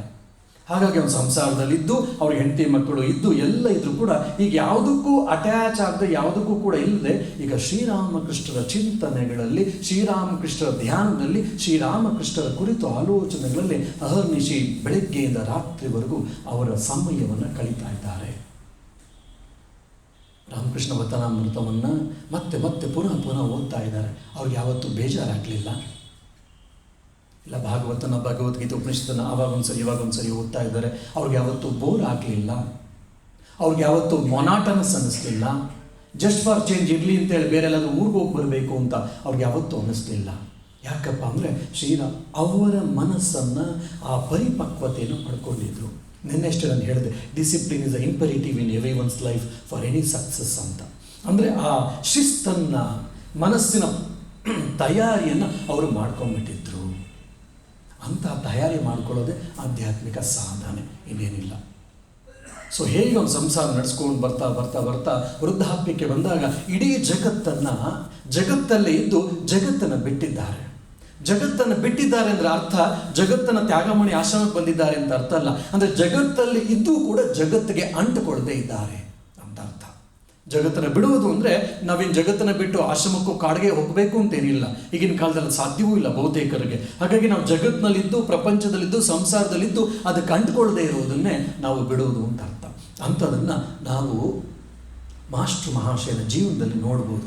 ಅಂತಹ ಮಾನಸಿಕ ಪರಿಪಕ್ವತೆಯನ್ನು, ಅಂಥ ಆಧ್ಯಾತ್ಮಿಕ ಪರಿಪಕ್ವತೆಯನ್ನು, ಅಂಥ ಭಾವನಾತ್ಮಕ ಪರಿಪಕ್ವತೆಯನ್ನು, ಅಂಥ ಬೌದ್ಧಿಕ ಪರಿಪಕ್ವತೆಯನ್ನು ಪಡೆಯೋದಕ್ಕೋಸ್ಕರ ನಾವು ತಿಣುಕಾಡಬೇಕು, ಸಾಧನೆ ಮಾಡಬೇಕು, ಧ್ಯಾನ ಮಾಡಬೇಕು, ಜಪ ಮಾಡಬೇಕು, ಈ ರೀತಿ ಉಪನ್ಯಾಸಗಳು ಕೇಳ್ತಾ ಇರಬೇಕು. ಆಶ್ರಮಕ್ಕೆ ಬರೋದೆಲ್ಲವೂ ಕೂಡ ಇದನ್ನೇ intellectual maturity, emotional maturity, spiritual maturity ಅಂತೆಲ್ಲ ನಾವು ಹೇಳೋದು. ಅಂದರೆ ಮನಸ್ಸಿನಲ್ಲಿರುವಂಥ ತಪ್ಪು ಕಲ್ಪನೆ ತೆಗೆದುಹಾಕೋದು, ರಿಮೂವ್ ಇನ್ ದ ಕಬ್ವೆಬ್ಸ್. ಹೇಗೆ ಜೇಡ್ರ ಬಲೆ ಇದ್ದರೆ ಮನಸ್ಸು ತುಂಬ ಜಾಸ್ತಿ ಇದ್ದರೆ ಹೇಗೆ ನಮ್ಮ ಬೆಳಕು ಕಾಣಲ್ವೋ, ಕಸಕಸ ಇರುತ್ತೋ, ಅದೇ ಥರ ನಮ್ಮ ಮನಸ್ಸಲ್ಲಿ ಅನೇಕ ಜೇಡ್ರ ಬಲೆಗಳಿದೆ. ಅಂದರೆ ತಪ್ಪು ಕಲ್ಪನೆಗಳು, ತಪ್ಪು ಅರ್ಥಗಳಿದೆ. ಅದನ್ನು ತೆಗೆದಷ್ಟು ಹೇಗೆ ಚೆನ್ನಾಗಿ ಕಾಣ್ತದೋ, ಒಂದು ನಾವು ಲೈಟ್ ಆನ್ ಮಾಡಿದ್ರೆ ಹೇಗೆ ನಮಗೆ ಅದರ ಬೆಳಕು ಸಂಪೂರ್ಣವಾಗಿ ಸಿಗುತ್ತೋ, ಅದೇ ರೀತಿ ಮನಸ್ಸಲ್ಲಿರುವಂಥ ಜೇಡ್ರ ಬಲೆಗಳನ್ನು ತೆಗಿತಾ ಇದ್ವಿ ಅಂದರೆ, ಕಲ್ಮಶಗಳನ್ನು ತೆಗಿತಾ ಇದ್ವಿ ಅಂದರೆ, ಆ ಒಳಗಡೆ ಇರುವಂಥ ಪರಮಾತ್ಮ ಇರ್ಬೋದು, ಆತ್ಮದ ಸಾಕ್ಷಾತ್ಕಾರದ ಆತ್ಮನ ಬೆಳಕು ನಮಗೆ ಹೆಚ್ಚೆಚ್ಚು ಕಾಣ್ತಾ ಇರುತ್ತೆ. ಅದಕ್ಕೋಸ್ಕರ ನಾವು ಜೀವನವನ್ನೆಲ್ಲ ಸಮರ್ಪಿಸ್ಕೊಳ್ಬೇಕು ಭಗವಂತನಿಗೋಸ್ಕರ. ಅದನ್ನು ನಾವು ಮಾಸ್ಟರ್ ಮಹಾಶಯನ ಜೀವನದಲ್ಲಿ ಕಂಡಿದ್ದೇವೆ. ಅಂತಹ ತಯಾರಿಯನ್ನು ನಾವು ಮಾಡಿಕೊಳ್ಬೇಕು. ತಯಾರಿ ಆದಾಗ ಏನಾಗುತ್ತೆ, ಜೀವನದಲ್ಲಿ ಏನು ಬೇಕಾದ್ರೂ ಬರಲಿ, ಏನು ಬೇಕಾದರೂ ಹೋಗಲಿ, ನಾವು ಅದರಿಂದ ವಿಲ್ ನಾಟ್ ಬಿ ಪರ್ಟರ್ಬ್ಡ್ ಅಂತ ಹೇಳ್ತೀವಿ. ಅದರಿಂದ ವಿಚಲಿತರಾಗುವುದಿಲ್ಲ. ಅಂತ ಅದ್ಭುತವಾದ ಅವಸ್ಥೆ. ನೀವೇನು ಸ್ವಾಮಿಗೆ ನೀವು ಸನ್ಯಾಸಿಗಳು ಎಲ್ಲ ಮನೆ ಮಠ ಬಿಟ್ಟು ಬಂದುಬಿಟ್ಟಿದ್ದೀರಾ, ನಿಮ್ಗೆ ಹಿಂದಿಲ್ಲ ಮುಂದಿಲ್ಲ, ನೀವೆಲ್ಲ ಸುಲಭವಾಗಿ ಹೇಳಿಬಿಡ್ತೀರಾ. ನಾವು ಸಂಸಾರಿಗಳು, ನಮ್ಮ ಕಷ್ಟ ನಿಮ್ಗೇನು ಗೊತ್ತು, ನೀವೆಲ್ಲ ಹೇಳಿಬಿಡ್ತೀರಾ, ಅದು ಮಾಡಲಿಕ್ಕೆ ಸಾಧ್ಯ ಇಲ್ಲ ಅಂತ ಎಷ್ಟೋ ಬಾರಿ ಭಕ್ತರು ಹೇಳ್ತಾ ಇರ್ತಾರೆ. ಅದರಲ್ಲಿ ಹೇಳೋದ್ರಲ್ಲಿ ಏನು ತಪ್ಪಿದೆ ಅಂತನೋ, ಆಶ್ಚರ್ಯ ಇದೆ ಅಂತಲೂ ಏನಿಲ್ಲ, ವಾಸ್ತವಿಕತೆನೇ. ಆದರೆ ಪ್ರಪಂಚಕ್ಕೆ ಅಂಟುಕೊಂಡಿರೋರು ಯಾರು? ನಾವೇ. ಭಗವದ್ಗೀತೆ ಇದನ್ನು ಹೇಳ್ಬಿಟ್ಟು ಒಳಗೆ ಹೋಗ್ತೀನಿ, ತುಂಬ ಆಮೇಲೆ ಡಿಟೇಲ್ ಎಲ್ಲೆಲ್ಲ ಹೋಗ್ಬಿಡ್ತೀನಿ. ಆಮೇಲೆ ಭಗವದ್ಗೀತೆಯಲ್ಲಿ ಭಾಷ್ಯಗಳು ಬರೆದಿರುವಂತೆ ಗ್ಲಾಸ್ರಿ ಬರೆದಿರೋ ಶ್ರೀಧರ ಸ್ವಾಮಿಗಳು ಅಂತ, ನಮ್ಮ ಇದರಲ್ಲಿ ಕನ್ನಡದಲ್ಲೂ ಇದೆ, ಇಂಗ್ಲೀಷ್ನಲ್ಲೂ ಕೂಡ ನಮ್ಮ ಬುಕ್ ಸ್ಟಾಲಲ್ಲಿ ಸಿಗುತ್ತೆ. ಆ ಶ್ರೀಧರ ಸ್ವಾಮಿಗಳು ಒಳ್ಳೆ ಅದ್ಭುತವಾದಂಥ ಸನ್ಯಾಸಿಗಳು. ಅವರು ಕೂಡ ಗೃಹಸ್ಥರಾಗಿದ್ದರು, ಸಂಸಾರವನ್ನು ನಡೆಸ್ತಾ ಇದ್ದಾರೆ, ಉದ್ಧಾಮ ಪಂಡಿತರಾಗಿದ್ದರು, ಅಧ್ಯಾತ್ಮವನ್ನು ತಕ್ಕ ಮಟ್ಟಿಗೆ ಅಭ್ಯಾಸವನ್ನು ಮಾಡ್ತಾ ಇದ್ದರು, ಇತ್ಯಾದಿ. ನಿಧಾನಕ್ಕೆ ಬರ್ತಾ ಅವ್ರಿಗೆ ವೈರಾಗ್ಯ ಭಾವ ಮೂಡಲಿಕ್ಕೆ ಪ್ರಾರಂಭ ಆಯಿತು. ತಾನೊಬ್ಬ ಗೃಹಸ್ಥನಾಗಿರೋದ್ರಿಂದ ಹೆಂಡತಿ ಮಕ್ಕಳನ್ನೋ ಆಗಿರಲಿಲ್ಲ. ಹೆಂಡತಿಯನ್ನು ನೋಡ್ಕೊಳ್ಬೇಕು ಅಂತ ಕರ್ತವ್ಯ ಇದೆ. ಶಾಸ್ತ್ರಗಳು ಕೂಡ ಸ್ಪಷ್ಟವಾಗಿ ಹೇಳ್ತದೆ. ಶ್ರೀರಾಮಕೃಷ್ಣ ಹೇಳ್ತಾರೆ, ನೀನೇನು ಸಂಸಾರ ಗೃಹಸ್ಥನಾಗಿದ್ದು ಮನೆ ಮಠ ಬಿಟ್ಟು ಹೋಗಬೇಕಂದ್ರೆ ನೀನು ಹೆಂಡತಿ ಮಕ್ಕಳಿಗೆ ವ್ಯವಸ್ಥೆಯನ್ನು ಮಾಡಿ ಹೋಗಬೇಕು ಅಂತೇಳಿ. ಸೊ ಅದಾಗಿದೆ. ನೀನು ಹೋಗಬೇಕು ಅಂತ ಯೋಚನೆ ಮಾಡೋಷ್ಟರಲ್ಲಿ ಹೆಂಡತಿ ಗರ್ಭಿಣಿ ಆದಳು. ಅವನ ವೈರಾಗ್ಯ ಜಾಸ್ತಿ ಆಗ್ತಾ ಇದೆ. ಹೆಂಡತಿಗೆ ನವಮಾಸಗಳು ಮುಗಿದೋಯ್ತು. ಅವಳು ಜನ್ಮವನ್ನು ಕೊಡುವಂಥ ಸಮಯದಲ್ಲಿ ಪ್ರಸವ ವೇದನೆ ಹೆಚ್ಚಾಗಿ ಹೆಂಡತಿ ಸತ್ತೋದ್ಲು. ಹೆಂಡತಿಯಾದರೂ ಮಗನ ನೋಡ್ಕೊಳ್ತಾನೆ, ಎಲ್ಲ ವ್ಯವಸ್ಥೆ ಮಾಡಿದ್ರೆ ನಿಧಾನಕ್ಕೆ ಇದೊಂದು ಮಗು ಆಗ್ಬಿಟ್ರೆ ನೋಡಿಕೊಂಡು ನಾನು ಸಂಸಾರವನ್ನು ಬಿಡಬೇಕು, ತ್ಯಾಗ ಮಾಡಬೇಕು ಅಂತ ಆಲೋಚನೆ ಮಾಡಿದ್ರು ಇವರು. ಅದರ ದುರದೃಷ್ಟ ಏನಪ್ಪ ಅಂದರೆ, ವಿಧಿಯ ಹಣೆಬರ ಯಾರಿಗೆ ಏನು ಹೇಳೋಕ್ಕಾಗುತ್ತೆ. ಆ ಹೆಂಡತಿ ಮಗುವಿಗೆ ಜನ್ಮ ಕೊಡ್ತಾ ಅವಳು ಸತ್ತೇ ಹೋಗ್ಬಿಟ್ಲು ಪ್ರಸವ ವೇದನೆಯಲ್ಲಿ. ಈಗ ಅವನಿಗೆ ಮಗುವನ್ನ ನೋಡು, ನಿನ್ನ ಮಗು ಅಂತೇಳಿ ನೆಂಟರಿಷ್ಟು ಸುತ್ತಮುತ್ತಲ ಜನ ತೋರಿಸ್ತಾ ಇದ್ದಾರೆ. ಅವನಿಗೆ ಆಲೋಚನೆ, ಈಗ ಹೆಂಡತಿ ಇದ್ದಿದ್ರೆ ಮಗನ ನೋಡ್ಕೊಳ್ತಾಳೆ ಅಂತೇಳಿ ನಾನು ಹೊರಟೋಗ್ಬೋದಿತ್ತು ಬುದ್ಧನ ಥರ. ಈಗ ನಾನು ಬುದ್ಧು ಆಗ್ಬಿಟ್ಟು ನಾನು ಏನು ಮಾಡೋದು, ಈಗ ಹೋಗ್ಲಿಕ್ಕೆ ಆಗ್ತಿಲ್ವಲ್ಲ, ನಾನು ಬೇಡ ಅಂದರೆ ಇದು ನನಗೆ ಬಿಡ್ತಾ ಇಲ್ವಲ್ಲ. ಈಗ ಈಗ ಹುಟ್ಟಿರೋ ಮಗುನ ಯಾರು ಲಾಲ್ಯ ಪಾಲ್ಯ ಮಾಡೋದು ಯಾರು, ಇದನ್ನು ನೋಡ್ಕೊಳ್ಳೋದು ಯಾರು? ನಾನು ಬಿಟ್ಟವ್ರೆ ಸರಿಯೋ ತಪ್ಪು. ಅವನಿಗೆ ವೈರಾಗ್ಯ ಹೆಚ್ಚೆಚ್ಚಾಗ್ತಾ ಇದೆ, ಸಂಸಾರದಲ್ಲಿ ಇರ್ಲಿಕ್ಕೆ ಆಗ್ತಾ ಇಲ್ಲ, ಈ ಸಂಸಾರದ ಬಂದಲ್ಲಿ ಇರ್ಲಿಕ್ಕೆ ಅವನಿಗೆ ಸಾಧ್ಯ ಇಲ್ಲ ಅಂತ ಮನಸ್ಸಲ್ಲಿ ಅನ್ನಿಸ್ತಾ ಇದೆ. ಆದರೆ ಇಲ್ಲಿ ಜವಾಬ್ದಾರಿ ಕೂಡ, ಕರ್ತವ್ಯ ಕೂಡ, ಮಾನವೀಯತೆ ಕೂಡ. ಏನು ಮಾಡೋದು? ಎಲ್ಲ ಆದಮೇಲೆ ಹೆಂಡತಿಯ ಆ ಅಪರ ಕಾರ್ಯಗಳು, ಶ್ರಾದ್ದಾಧಿಕಾರಿಗಳೆಲ್ಲ ಆದಮೇಲೆ ನೆಂಟರಿಷ್ಟೆಲ್ಲ ಹೊರಟೋದ್ರು. ಮಗುವನ್ನು ಮನೇಲಿ ಇಟ್ಕೊಂಡು ಕೂತಿದ್ದಾನೆ, ಮಗುನ ನೋಡ್ತಾ ಇದ್ದಾನೆ. ಇನ್ನೊಂದು ಕಡೆ ಏನು ಮಾಡಲಿ, ನನ್ನ ಮನಸ್ಸಿಗೆ ಸಂಸಾರದಲ್ಲಿ ಇರಲಿಕ್ಕೆ ಇಷ್ಟಪಡ್ತಿಲ್ವಲ್ಲ, ಆದರೆ ಮಗು ನೋಡ್ಕೊಳ್ಳೋದು ಇದಕ್ಕೆ ನಾನೇ ಕಾರಣೀಭೂತ, ಏನು ಮಾಡಲಿ ಅನ್ನೋಂಥ ಆಲೋಚನೆ. ಮಗುನ ನೋಡ್ಕೊಳ್ಳ ಸಂಸಾರ ಬಿಡಲ, ಮಗುನ ನೋಡ್ಕೊಳ್ಳ ಸಂಸಾರ ಬಿಡಲ ಅಂತ ಹೀಗೆ ಆಲೋಚನೆ ಮಾಡ್ತಾ ಇದ್ದಾನೆ. ಅದೇ ಸಮಯದಲ್ಲೇ ಆ ಹಳೆಯ ಮನೆ, ಜನತೆ ಮನೆಗಳು ಯೋಚನೆ ಮಾಡಬೇಕಾ, ಮರದ ಹಲಿಗೆಗಳೆಲ್ಲ ಹಾಕಿರುವಂಥ ಮನೆ ಅದು. ಅಲ್ಲಿಂದ ಒಂದು ಹಲ್ಲಿ ಮೊಟ್ಟೆ ಹಾಕುತ್ತೆ. ಅದಾಗಿ ನೀನು ಅದು ಆ ಮೊಟ್ಟೆ ಕೆಳಗೆ ಬೀಳ್ತಾ ಇನ್ನೇನು ಬೀಳುವಂಥ ಕೆಲವೇ ಸಮಯದಲ್ಲಿ ಅದು ಮರಿ ಆಗಿಬಿಡುತ್ತೆ. ಅಲ್ಲಿ ಎಲ್ಲೋಯ್ತೋ ಗೊತ್ತಿಲ್ಲ. ಈ ಕೆಲವೇ ಮರಿಯಾಗಿ ಇನ್ನು ಕೆಲವು ಕ್ಷಣಗಳಾಗಿರ್ಬೋದು, ಆಗಲೇ ಅಲ್ಲೇ ಸಿಕ್ಕಿದಂಥ ಒಂದು ಹುಪ್ಪುಡಿಯನ್ನು ಹುಳವನ್ನು ಹಿಡ್ಕೊಂಡು ತಿನ್ನುವಂಥ ಪ್ರಯತ್ನವನ್ನು ಆ ಹಲ್ಲಿ ಮರಿ ಪ್ರಾರಂಭ ಮಾಡುತ್ತೆ. ಇದು ನೋಡಿದ ತಕ್ಷಣ ಶ್ರೀಧರ ಸ್ವಾಮಿಗಳ ಮನಸ್ಸಿಗೆ ನೆನಪಾಗುತ್ತೆ. ಕನಕದಾಸರ ಹಾಡು ನಮಗೀಗ ನೆನಪಾಗಬೇಕು. ತಲ್ಲಣಿಸದಿರು ಕಂಡ್ಯ ತಾಳು ಮನವೇ, ಬೆಟ್ಟದಲ್ಲಿ ಹುಟ್ಟಿದ ಗಿಡ ಮರಗಳಿಗೆ ನೀರೆರೆದವರು ಯಾರು, ಗೊಬ್ಬರದ ಒಳಗಡೆ ಇದ್ದಂಥ ಗೊಬ್ಬರದೊಳಗೆ ಆಹಾರ ಒದಗಿಸಿದವರು ಯಾರು, ಈ ತಲ್ಲಣಿದಿರು ಕಂಡ್ಯ ತಾಳು ಮನವೇ. ಈ ಹಾಡು ನಮ್ಗೆ ಫಸ್ಟ್ ನೆನಪಾಗಬೇಕು. ಇದೆಲ್ಲ ಕೇಳ್ತಾರೆ. ಅವ್ರಿಗೂ ನೆನಪಾಯಿತು. ಅದು ನೆನಪಾಗಲಿಲ್ಲ, ಬಟ್ ಅವ್ರಿಗೆ ಸ್ಪಷ್ಟತೆ ಆಯಿತು. ಹೀಗೆ ಹುಟ್ಟಿದ ಹಲ್ಲಿ ಮರಿ ಅದರ ಆಹಾರವನ್ನು ಹುಡ್ಕೊಳ್ಳಿಕ್ಕೆ ಆಗ್ತದೆ ಅಂತಂದರೆ ನನ್ನ ಮಗ, ಈ ಮಗು ಕೂಡ ಮುಂದೆ ಜೀವನವನ್ನು ಮಾಡಲಿಕ್ಕೆ ಸಾಧ್ಯ ಆಗುತ್ತೆ. ಹಾಗಾಗಿ ಜಗತ್ತು ನನ್ನ ಮೇಲೆ ನಿರ್ಭರ ಆಗಿಲ್ಲ, ನಾನು ಜಗತ್ತು ಮೇಲೆ ನಿರ್ಭರ ಆಗಿದ್ದೀನಿ ಅನ್ನುವಂಥ ಕಲ್ಪನೆ, ಭಾವನೆ ಸ್ಪಷ್ಟವಾಗುತ್ತೆ, ದೃಢವಾಗುತ್ತೆ. ಭಗವಂತ ಈ ಮಗುವನ್ನು ನೀನೇ ನೋಡ್ಕೊಳ್ಬೇಕು, ಕಾಪಾಡಬೇಕು ಅಂತ ಹೇಳಿ ಬಿಟ್ಟು ಶ್ರೀಧರ ಸ್ವಾಮಿಗಳು ಹೊರಟೋಗ್ತಾರೆ. ಆಮೇಲೆ ಸನ್ಯಾಸ ತೆಗೆದುಕೊಳ್ತಾರೆ. ಆ ಭಾಷೆಯಲ್ಲಿ ನಾವು ಆ ಟೀಕವನ್ನು ಶ್ರೀಧರ ಸ್ವಾಮಿಗಳ ಟೀಕವನ್ನು ಇವತ್ತು ಕೂಡ ನಾವು ಓದ್ಬೋದು. ಅಂದರೆ ನಮ್ಮ ಮನಸ್ಸು ತಯಾರಿಯಾಗಿತ್ತು ಅಂದರೆ ಒಂದೊಂದು ಸನ್ನಿವೇಶ ಇಲ್ಲ ದಿವ್ಯತ್ರೇಯರ ಶಾಸ್ತ್ರಗಳ ಒಂದು ಉಪದೇಶ ಸಾಕು ನಮಗೆ. ತತ್ವಮಸಿ ಶ್ವೇತಕೇತು ಅಂತೇಳಿ 7 ಸಲ 9 ಸಲ ಕೇಳಿದ ಅವ್ನಿಗೆ ಅಹಂ ಬ್ರಹ್ಮಾಸ್ಮಿ ಅಂತ ಅರ್ಥ ಆಗ್ಬೋದು. ನಮಗೆ 101 ಸರಿ 1008 ಸರಿ ಕೇಳಿದ್ರು ಅರ್ಥ ಆಗಲ್ಲ. ಅಹಮಸ್ಮಿ ಬ್ರಹ್ಮ ಅಂತೇಳಿ ನಮ್ಗೆ ಅರ್ಥ ಆಗಿಲ್ಲ. ಯಾಕಂದರೆ ಮನಸ್ಸಿನ ಒಳಗಡೆ ಇನ್ನೂ ತಯಾರಿ ಆಗಿಲ್ಲ, ಸಾಧನೆಗಳಾಗಿಲ್ಲ. ಆ ಮೆಚುರಿಟಿ, ಇನ್ನು ಸ್ಪಿರಿಚುವಲ್ ಮೆಚುರಿಟಿ ನಮಗೆ ಸಿಕ್ಕಿಲ್ಲ. ಆ ಸ್ಪಿರಿಚುವಲ್ ಮೆಚುರಿಟಿಗೋಸ್ಕರ ಸಿಗಬೇಕು.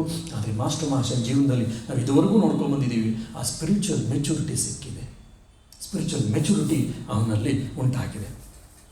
ಹಾಗಾಗಿ ಅವನೊಂದು ಕಡೆ ಹೇಳ್ತಾನೆ, ನೋಡು, ಈಶ್ವರಚಂದ್ರ ವಿದ್ಯಾಸಾಗರ ಇದ್ರಲ್ಲ, ಅವರ ತಂದೆ ಈಶ್ವರಚಂದ್ರ ವಿದ್ಯಾಸಾಗರ ಮತ್ತು ಮನೆ ಮಂದಿಗೆಲ್ಲ ಮಕ್ಕಳಿಗೆ ಅಡುಗೆ ಮಾಡಾಕ್ತಿದ್ದ. ಯಾಕಂದರೆ ಅವರ ಈಶ್ವರಚಂದ್ರ ವಿದ್ಯಾಸಾಗರ ತಾಯಿ ಚಿಕ್ಕಲ್ಲಿ ಸತ್ತು ಹೋಗಿದ್ರು. ಸೊ ಹಾಗಾಗಿ ಅವನು 2ನೇ ಮದುವೆ ಮಾಡ್ಕೊಂಡಿಲ್ಲ. ಅವ್ರಿಗೆಲ್ಲ ಅಡುಗೆನ ಮಾಡಿ ಇವನೇ ಎಲ್ಲ ಬಡಿಸಿ ಆಗ್ತಾ ಇದ್ದ. ಆದರೆ ಸಮಯ ಸಿಕ್ಕಿದ ತಕ್ಷಣ ಅಡುಗೆ ತಪ್ಪಲೇನೆ ಏನೋ ಇಟ್ಟಿದ್ರು, ಅಲ್ಲಿ ಅನ್ನ ಬೇಯಿಸ್ತಾ, ತರಕಾರಿ ಬೇಯಿಸ್ತಾ ಇದ್ರೆ ಸಮಯ ಸಿಕ್ಕಿದ ತಕ್ಷಣ ಪುಸ್ತಕವನ್ನು ಇಟ್ಕೊಂಡು ಓದ್ತಾ ಇದ್ರು. ಓದ್ತಾನೆ ಸೌಟನ್ನು ತಿರುಗಿಸ್ತಾ ಅನ್ನ ಅಲ್ಲಿ ಸಾಂಬಾರಿಲ್ಲ ದಾಲ್ ಅಂದ್ಕೊಳ್ಳಿ, ದಾಲು ಜೋಲು ಮುಗಿಸ್ಬಿಡ್ತಾ ಇದ್ರು. ಪಾತ್ರೆ ತುಳಿತಾ ಓದಿದ ವಿಚಾರಗಳನ್ನು ತಿಳ್ಕೊಳ್ತಾ ಇದ್ರು, ಮನನ ಮಾಡ್ತಾ ಇದ್ರು, ಮೆಲುಕು ಹಾಕ್ತಾ ಇದ್ರು ಅಂತ ಮಾಸ್ಟರ್ ಮಹಾಶಯರು ಈಶ್ವರಚಂದ್ರ ವಿದ್ಯಾಸಾಗರನ ತಂದೆಯ ಉದಾಹರಣೆಯನ್ನು ಕೊಡ್ತಾ ಹೇಳ್ತಾರೆ. ನೋಡಿ, ನೀವೆಲ್ಲ ಭಗವಂತನ ಚಿಂತನೆ ಮಾಡಲಿಕ್ಕೆ, ಆಲೋಚನೆ ಮಾಡಲಿಕ್ಕೆ ಸಮಯ ಇಲ್ಲ ಅಂತ ಇವೆಲ್ಲ ಹೇಳ್ತಿರ್ತೀರಲ್ಲ, ಅದೆಲ್ಲ ಸುಳ್ಳು. ಯಾಕೆ? ಅವನು ಅಷ್ಟೆಲ್ಲ ಅಡುಗೆ ಮನೆ ಕೆಲಸ ಮಾಡಿಕೊಂಡು ಕೂಡ, ಒಬ್ಬ ಮನೇಲಿ ಅಡುಗೆ ಮನೆ ಕೆಲಸ ಮಾಡಿಕೊಂಡು ಮಕ್ಕಳ ಲಾಲನೆ ಪಾಲನೆ ಮಾಡಿ ಹೊರಗಡೆ ಹೋಗಿ ದುಡ್ಕೊಂಡು ಬರೋವನಿಗೂ ಕೂಡ ಅವನಿಗೆ ಓದೋಕ್ಕೆ ಆಸೆ ಇದ್ದರಿಂದ, ಜ್ಞಾನದ ದಾಹ ಇದರಿಂದ ಅವನಿಗೆ ಓದ್ಲಿಕ್ಕೆ ಸಾಧ್ಯ ಆಯಿತು. ನನಗೂ ನಿಮಗೂ ಭಗವಂತನ ಬಗ್ಗೆ ನಿಜವಾದ ಕಳಕಳಿ ಇತ್ತು ಅಂದರೆ, ನಿಜವಾದ ವ್ಯಾಕುಲತೆ ಇತ್ತು ಅಂದರೆ, ಆ ಭಕ್ತಿ ಇತ್ತು ಅಂದರೆ ನಾವು ಭಗವಂತನ ಚಿಂತನೆಯನ್ನು ಮಾಡ್ಬೋದು, ಭಗವದ್ ಧ್ಯಾನ ಮಾಡ್ಬೋದು. ಕೃಷ್ಣನ ನೆನೆದರೆ ಕಷ್ಟ ಒಂದಿಷ್ಟಿಲ್ಲ, ಕೃಷ್ಣನ ಭಾರತದಲ್ಲಿ ಎಷ್ಟೆಲ್ಲ ನಮ್ಗೆ ಕೊಡ್ತಾರೆ. ಮೇಲೆದ್ದು ಮೈ ಮುರಿದು ಏಳುವಾಗಲೊಮ್ಮೆ ಕೃಷ್ಣ ಎನ್ನಬಾರದೆ ಅಂತೇಳಿ ಎಷ್ಟೊಂದು ಲಿಸ್ಟ್ ಕೊಡ್ತಾರೆ ಪುಂದ್ರದಾಸರು. ಭಗವಂತ ನೆನಪಿಸ್ಕೊಳ್ಳಿಕ್ಕೆ ನಮ್ಗೆ ಎಷ್ಟೆಲ್ಲ ಸಮಯ ಇದೆ, ಅವಕಾಶಗಳಿದೆ ಅಂತ. ಅದೇ ಥರ ಈ ಮಾಸ್ಟರ್ ಮಹಾಶಯರು ಹೇಳ್ತಾ ಇದ್ದಾರೆ, ಇಷ್ಟೆಲ್ಲ ಅವಕಾಶಗಳಿದೆಯಪ್ಪ, ಈ ಅವಕಾಶಗಳನ್ನು ಉಪಯೋಗಿಸ್ಕೊಂಡು ಭಗವಂತ ನೆನೆಸ್ಕೊಂಡು ಆದಷ್ಟು ಬೇಗ ಈ ಜನ್ಮವನ್ನು ಪುನೀತರನ್ನಾಗಿ ಮಾಡ್ಕೊಂಬಿಡಿ, ಭಾವನವನ್ನಾಗಿ ಮಾಡ್ಕೊಂಬಿಡಿ ಅಂತೇಳಿ. ಇದೆಲ್ಲ ಕೇಳ್ತಿದ್ದಾಗ ಒಬ್ಬನು ಕೇಳ್ತಾನೆ, ಮಹಾಶಯರೇ, ಚಿತ್ತಶುದ್ಧಿ ಎಂದರೇನು? ನೆನ್ನೆಲ್ಲ ನಾವು ಮಾತಾಡಿದ್ರ ಬಗ್ಗೆ, ಭಗವದ್ಗೀತೆ ಕ್ಲಾಸಲ್ಲಿ ತುಂಬ ಇದ್ರ ಬಗ್ಗೆ ಮಾತಾಡಿದ್ದೀನಿ. ಚಿತ್ತಶುದ್ಧಿ ಅಂದರೆ ಏನು ಅಂತೇಳಿ ಅವ್ರು ಎಷ್ಟು ಚೆನ್ನಾಗಿ ಹೇಳ್ತಾರೆ. ರೂಪರಸಾದಿಗಳಿಂದ ಮನಸ್ಸನ್ನು ಮೇಲೆತ್ತಿಕೊಳ್ಳುವುದೇ ಚಿತ್ತಶುದ್ಧಿ. ಎಷ್ಟು ಅದ್ಭುತವಾದ ಡೆಫಿನೇಷನ್ ನೋಡಿ. ಏನು? ರೂಪರಸಾದಿಗಳಿಂದ, ಇಂದ್ರಿಯ ಅನುಭವಗಳಿಂದ ಅದು ಬೇಕು ಇದು ಬೇಕು ಅನ್ನೋದ್ರಿಂದ ನಮ್ಮ ಮನಸ್ಸು ಮೇಲಕ್ಕೆ ಹೋಗಬೇಕು. ರೂಪರಸಾದಿಗಳಿಂದ ಮನಸ್ಸನ್ನು ಮೇಲೆತ್ತಿಕೊಳ್ಳುವುದೇ ಚಿತ್ತಶುದ್ಧಿ, ಅಷ್ಟೇ ಚಿತ್ತಶುದ್ಧಿ. ಇನ್ನೊಂದು ಹೇಳ್ತಾರೆ, ಹಾಗಾದರೆ ವಿಷಯ ವಾಸನೆ ಚಿತ್ತಶುದ್ಧಿನ ರೂಪರಸಾದಿಗಳಿಂದ ಮೇಲೆ ಕೆತ್ಕೋಬೇಕು ಅಂತ ಹೇಳ್ತಾರೆ. ಅಂದರೆ ಅದು ವಿಷಯ ವಾಸನೆ ಅಂತ ಅರ್ಥ. ಹಾಗಾದರೆ ವಿಷಯ ವಾಸನೆ ಅಂದರೆ ಏನು? ನಾವೆಲ್ಲ ಹೇಳ್ತೀವಿ, ನೋಡಪ್ಪ ನಿಮ್ಗೆ ಒಬ್ಬಟ್ಟು ಇಷ್ಟ ಇದ್ರೆ ಒಬ್ಬಟ್ಟು ಬಿಡಬೇಕು, ಇಲ್ಲ ನಿಂಗೆ ಏನಾದರೂ ಗೋಲ್ಡು ಜ್ಯುವೆಲರಿ ಇಷ್ಟ ಇದೆ ಅದನ್ನು ಬಿಡಬೇಕು, ಮನೆ ಸಂಪಾದನೆ ಮಾಡಬೇಕು ಅದನ್ನು ಬಿಡಬೇಕು, ಅದೇ ವಿಷಯ ವಾಸನೆ ಅಂತ ನಾವೆಲ್ಲ ಹೇಳ್ತಾ ಇರ್ಬೋದು. ನಾವು ಸಾಮಾನ್ಯ, ಯಾಕಂದರೆ ಬುದ್ಧಿಯಿಂದ ಆಲೋಚನೆಯಿಂದ ಪುಸ್ತಕಗಳು ಓದಿರೋದ್ರಲ್ಲಿ ನಾವು ಹೇಳ್ತಾ ಇರ್ತೀವಿ. ಆದರೆ ಈ ಮಾಸ್ಟರ್ ಒಬ್ಬ ಅನುಭವಿ. ಹೇಗೆ ಅಕ್ಕಮಹಾದೇವಿ, ಅಲ್ಲಂಪ್ರಭುಗಳು, ಶ್ರೀರಾಮಕೃಷ್ಣರು ಇವರೆಲ್ಲರೂ ಕೂಡ ಅನುಭವಿಗಳು. ಅದೇನನ್ನು ಹೇಳಿದ್ರು ಅದನ್ನು ಆಗಲೇ ಅವರು ಅನುಭವ ಪಡ್ಕೊಂಡಿದ್ರು. ಅದೇ ರೀತಿ ಮಾಸ್ಟರ್ ಮಹಾಶಯನು ಕೂಡ ಒಬ್ಬ ಅನುಭವಿ. ಆಗ ಅವನು ಒಂದೇ ಮಾತು ಹೇಳ್ಬಿಡ್ತಾನೆ, ವಿಷಯ ವಾಸನೆ ಅಂದ್ರೆ ಏನು ಗೊತ್ತೇನೋ, ದೇಹ ವಾಸನೆ ಬಿಡೋದು ಅಷ್ಟೇ. ಅಂದ್ರೇನು, ದೇಹಕ್ಕೆ ಅಂಟ್ಕೊಂಡಿದ್ದೆಲ್ಲ ನಾನು ಈ ದೇಹ, ನಾನು ಈ ದೇಹ, ನಾನು ಈ ದೇಹ, ನಂದು ದೇಹ ಅಂತ ಅಂಟ್ಕೊಂಡಿದ್ದಿಲ್ಲ, ನಂದು ದೇಹ, ನಾನು ಈ ದೇಹ ಅನ್ನುವಂಥ ವಾಸನೆ ಬಿಟ್ಟು ಬಿಟ್ರೆ ಆಯಿತು, ಅದೇ ವಿಷಯ ವಾಸನೆ. ಚಿತ್ತಶುದ್ಧಿ ಅಂದ್ರೇನು, ವಿಷಯ ವಾಸನೆಗಳನ್ನು ಕಳ್ಕೊಳ್ಳೋದು. ವಿಷಯ ವಾಸನೆ ಅಂದ್ರೇನು, ದೇಹ ವಾಸನೆ ಬಿಟ್ಟುಬಿಡೋದು. ದೇಹ ವಾಸನೆ ಅಂದರೆ ಡೈಲಿ ಸೋಪ್ ಹಾಕಿ ನಾವು ತೊಳಿತೀವಲ್ಲ, ಅದು ಹಂಗಾರೆ ದೇಹದ ವಾಸನೆ ಬಿಡೋದು ಅಂದರೆ ಅಲ್ಲ. ದೇಹಕ್ಕೆ ನಾವು ಅಂಟ್ಕೊಂಡಿದ್ದೀವಲ್ಲ, ಆ ದೇಹಕ್ಕೆ ಅಂಟ್ಕೊಂಡಿದ್ದನ್ನು ಬಿಟ್ಟುಬಿಟ್ರೆ ಅದನ್ನೇ ವಿಷಯ ವಾಸನೆ ಅಂತ ಹೇಳ್ತಾರೆ. ಎಷ್ಟು ಒಂದೊಂದು ಪದದಲ್ಲಿ ಮಾಸ್ಟರ್ ಮಹಾಶಯರು ಎಷ್ಟು ಚೆನ್ನಾಗಿ ಹೇಳ್ತಿದ್ದಾರೆ. ಮತ್ತು ಹೇಳ್ತಾರೆ ನೋಡು, ಈ ವಿಷಯ ವಾಸನೆ ಹೋಗಬೇಕು ಅಂದರೆ, ದೇಹ ವಾಸನೆ ಹೋಗಬೇಕು ಅಂದರೆ, ನಮಗೆ ಚಿತ್ತಶುದ್ಧಿ ಆಗಬೇಕಂದ್ರೆ ಏನು ಮಾಡಬೇಕು ಗೊತ್ತೇನು, ಒಂದೇ ಒಂದು, ಹೃದಯದಲ್ಲಿ ಭಗವಂತನನ್ನು ಸ್ಥಾಪಿಸಬೇಕು. ಹೃದಯದಲ್ಲಿ ಭಗವಂತನ ಸ್ಥಾಪಿಸಬೇಕು. ಅದು ಒಂದು ಸರಿ ಸ್ಥಾಪಿಸ್ಬಿಟ್ಟೆ ಅಂದರೆ ಈ ಎಲ್ಲ ವಾಸನೆಗಳು ಹೊರಟೋಗುತ್ತೆ. ನಮಗೆ ಒಂದು ವಾಸನೆ ಬರಬೇಕು, ಭಗವಂತ ವಾಸನೆ ಬಂದ್ಬಿಡ್ತು ಅಂದರೆ ಎಲ್ಲ ವಾಸನೆಗಳು ಹೊರಟು ಹೋಗುತ್ತೆ ಅಂತ ತುಂಬ ಚೆನ್ನಾಗಿ ಹೇಳ್ತಿದ್ದಾರೆ. ಮತ್ತು ಅವರು ಇನ್ನೊಂದು ಮಾತು ಹೇಳ್ತಾರೆ, ಇದು ನಮಗೆಲ್ಲರಿಗೂ ಕೂಡ ಅನ್ವಯ ಆಗುತ್ತೆ. ಏನು, ಕೇವಲ ಸೇವೆ ಮಾಡಿದರೆ ಸಾಲದು, ಅದರೊಂದಿಗೆ ಕೊನೆಯವರೆಗೂ ಶ್ರದ್ಧೆ ಉಳಿಯುವಂತೆ ಪ್ರಾರ್ಥನೆ ಮಾಡಬೇಕು.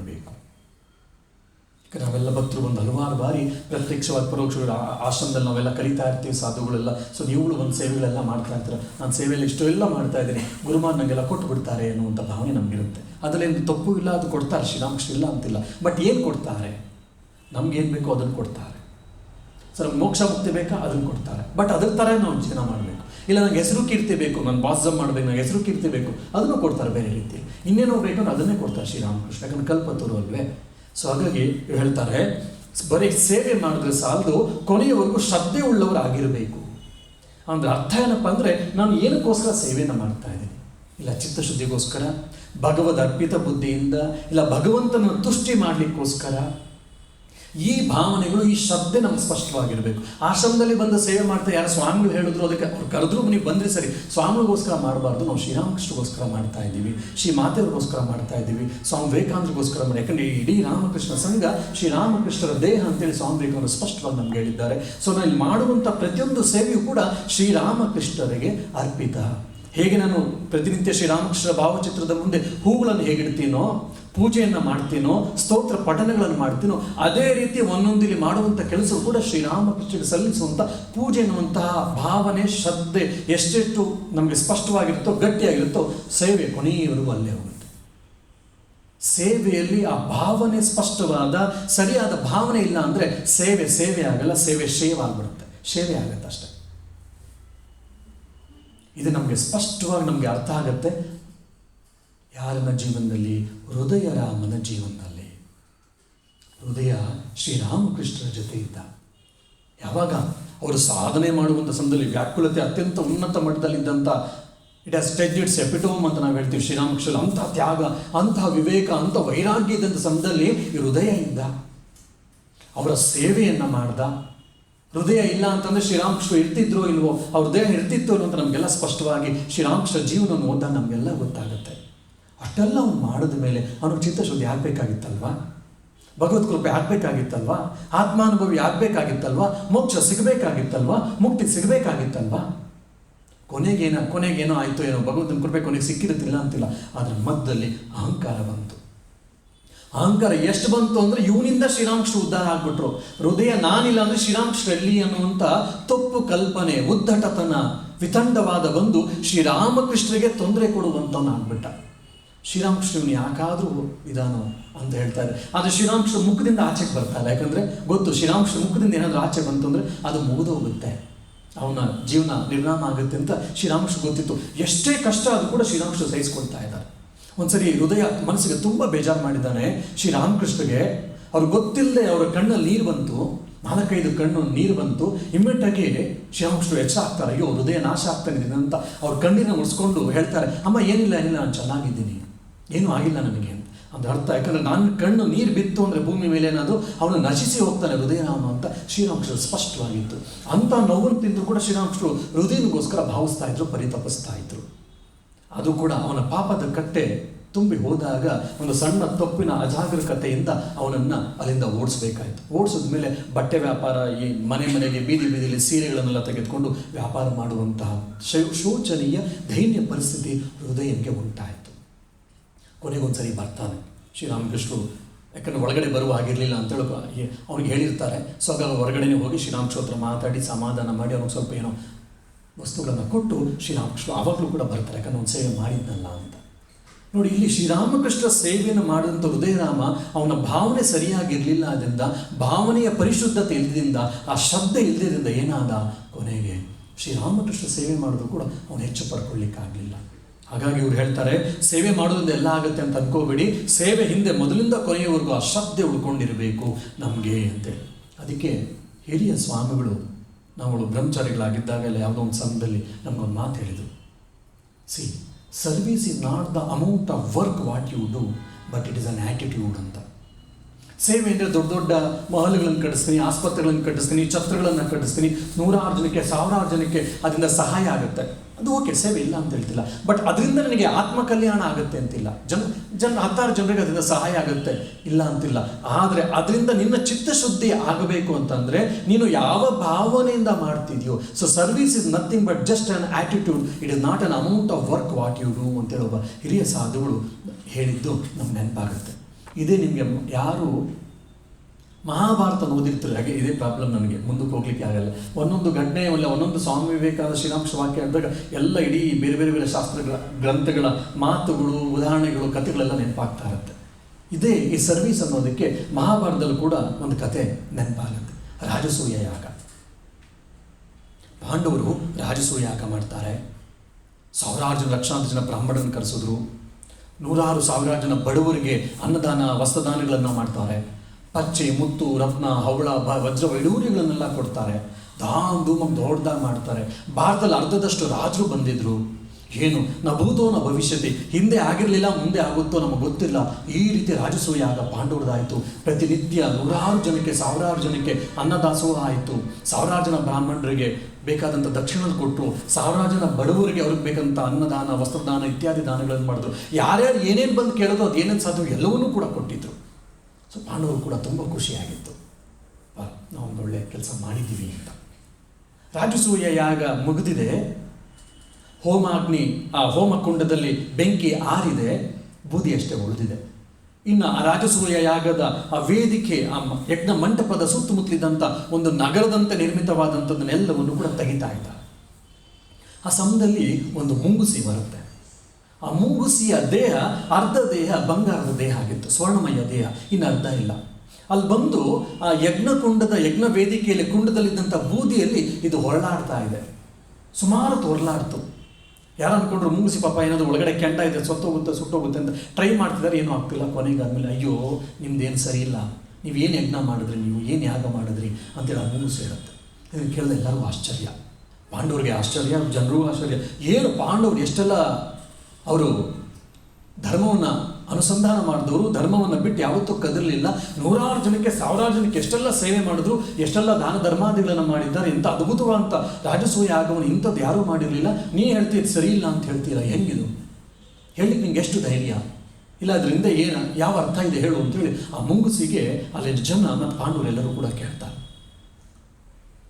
ನೀವೇನು ಮಾಡಿದ್ರು ನನಗೆ ಗೊತ್ತಿಲ್ಲಪ್ಪ, ಆದರೆ ನೀವು ಯಜ್ಞ ಮಾಡಿದಂತಹ ಬೂದಿಯಲ್ಲಿ ನನ್ನ ದೇಹವನ್ನು ನಾನು ಹೊರಲಾಡಿದ್ರೆ ಇನ್ನು ಅರ್ಧ ಅದು ಬಂಗಾರ ಆಗಬೇಕು, ಸ್ವರ್ಣಮಯ ಆಗಬೇಕು, ಸ್ವರ್ಣಮಯ ಆಗ್ತಾ ಇಲ್ಲ. ಅದಕ್ಕೆ ನಾನು ನಿಮ್ಮ ದಾನ ಧರ್ಮಾದಿಗಳಾಗಿದ್ದು ನಿಮ್ಮ ಯಜ್ಞಗಳು ಸರಿಯಾಗಿ ಆಗಿಲ್ಲ ಅಂತ ನನಗೆ ಅನ್ನಿಸ್ತಾ ಇದೆ. ಅಂದರೆ ಅರ್ಥ ಏನು, ನಮಗೆ ಬಿಡಿಸಿ ಹೇಳು ಅಂತೇಳಿ ಮುಂಗುಸಿನ ಪಾಂಡವರು ಕೇಳಿದಾಗ ಹೇಳ್ತಾರೆ. ಹಿಂದೆ ಯಾರೊಬ್ಬ ಹಳ್ಳಿ ಪ್ರಯಾಣಿಕ ಯಾವುದೋ ಊರಿಗೆ ಹೋಗಿದ್ದ. ಅವನು ಊರಿಗೆ ಹೋಗ್ಬೇಕಾದ್ರೆ ದಾರಿಯಲ್ಲಿ ರಾತ್ರಿ ನಡ್ಕೊಂಡು ಹೋದ, ಕತ್ಲಾಗೋಯ್ತು. ಹಾಗಾಗಿ ಒಂದು ಮರದ ಕೆಳಗಡೆ ಅವತ್ತು ಅಲ್ಲೇ ಮಲ್ಕೊಳ್ಬೇಕು ಅಂತ ಕೂತಿದ್ದಾನೆ. ರಾತ್ರಿ ಆಗಿದೆ, ಪಾಪ ನಡ್ಕೊಂಡು ಬಂದಿರೋದು, ಆಯಾಸ ಬೇರೆ, ಅವನಿಗೆ ಊಟವೂ ಇಲ್ಲ, ಹೊಟ್ಟೆ ಹಸಿತಾ ಇದೆ. ಅಲ್ಲೇ ಸಣ್ಣ ಬೆಂಕಿಯನ್ನು ಹಾಕ್ಕೊಂಡು, ಅಲ್ಲಿ 4 ಪುಳ್ಳೆಗಳಿತ್ತು, ಅದನ್ನೆಲ್ಲ ಹಾಕ್ಕೊಂಡು ಆ ಬೆಂಕಿನ ಕಾಯಿಸ್ಕೊಂಡು ಕೂತಿದ್ದಾನೆ. ಅದೇ ಮರದ ಮೇಲೆ ಪಕ್ಷಿಗಳು, 4 ಪಕ್ಷಿಗಳು, ತಂದೆ ತಾಯಿ ಮತ್ತು 2 ಮರಿಗಳು, 4 ಪಕ್ಷಿಗಳಲ್ಲಿತ್ತು. ಇವನಿಗೆ ಹೊಟ್ಟೆ ಹಸಿತಾ ಇದೆ, ಅದರಲ್ಲಿ ಏನೂ ಸಿಗಲ್ಲ ಅಂತ ಗೊತ್ತು. ಹಾಗಾಗಿ ಸುಮ್ಮನೆ ಇದ್ದಾನೆ.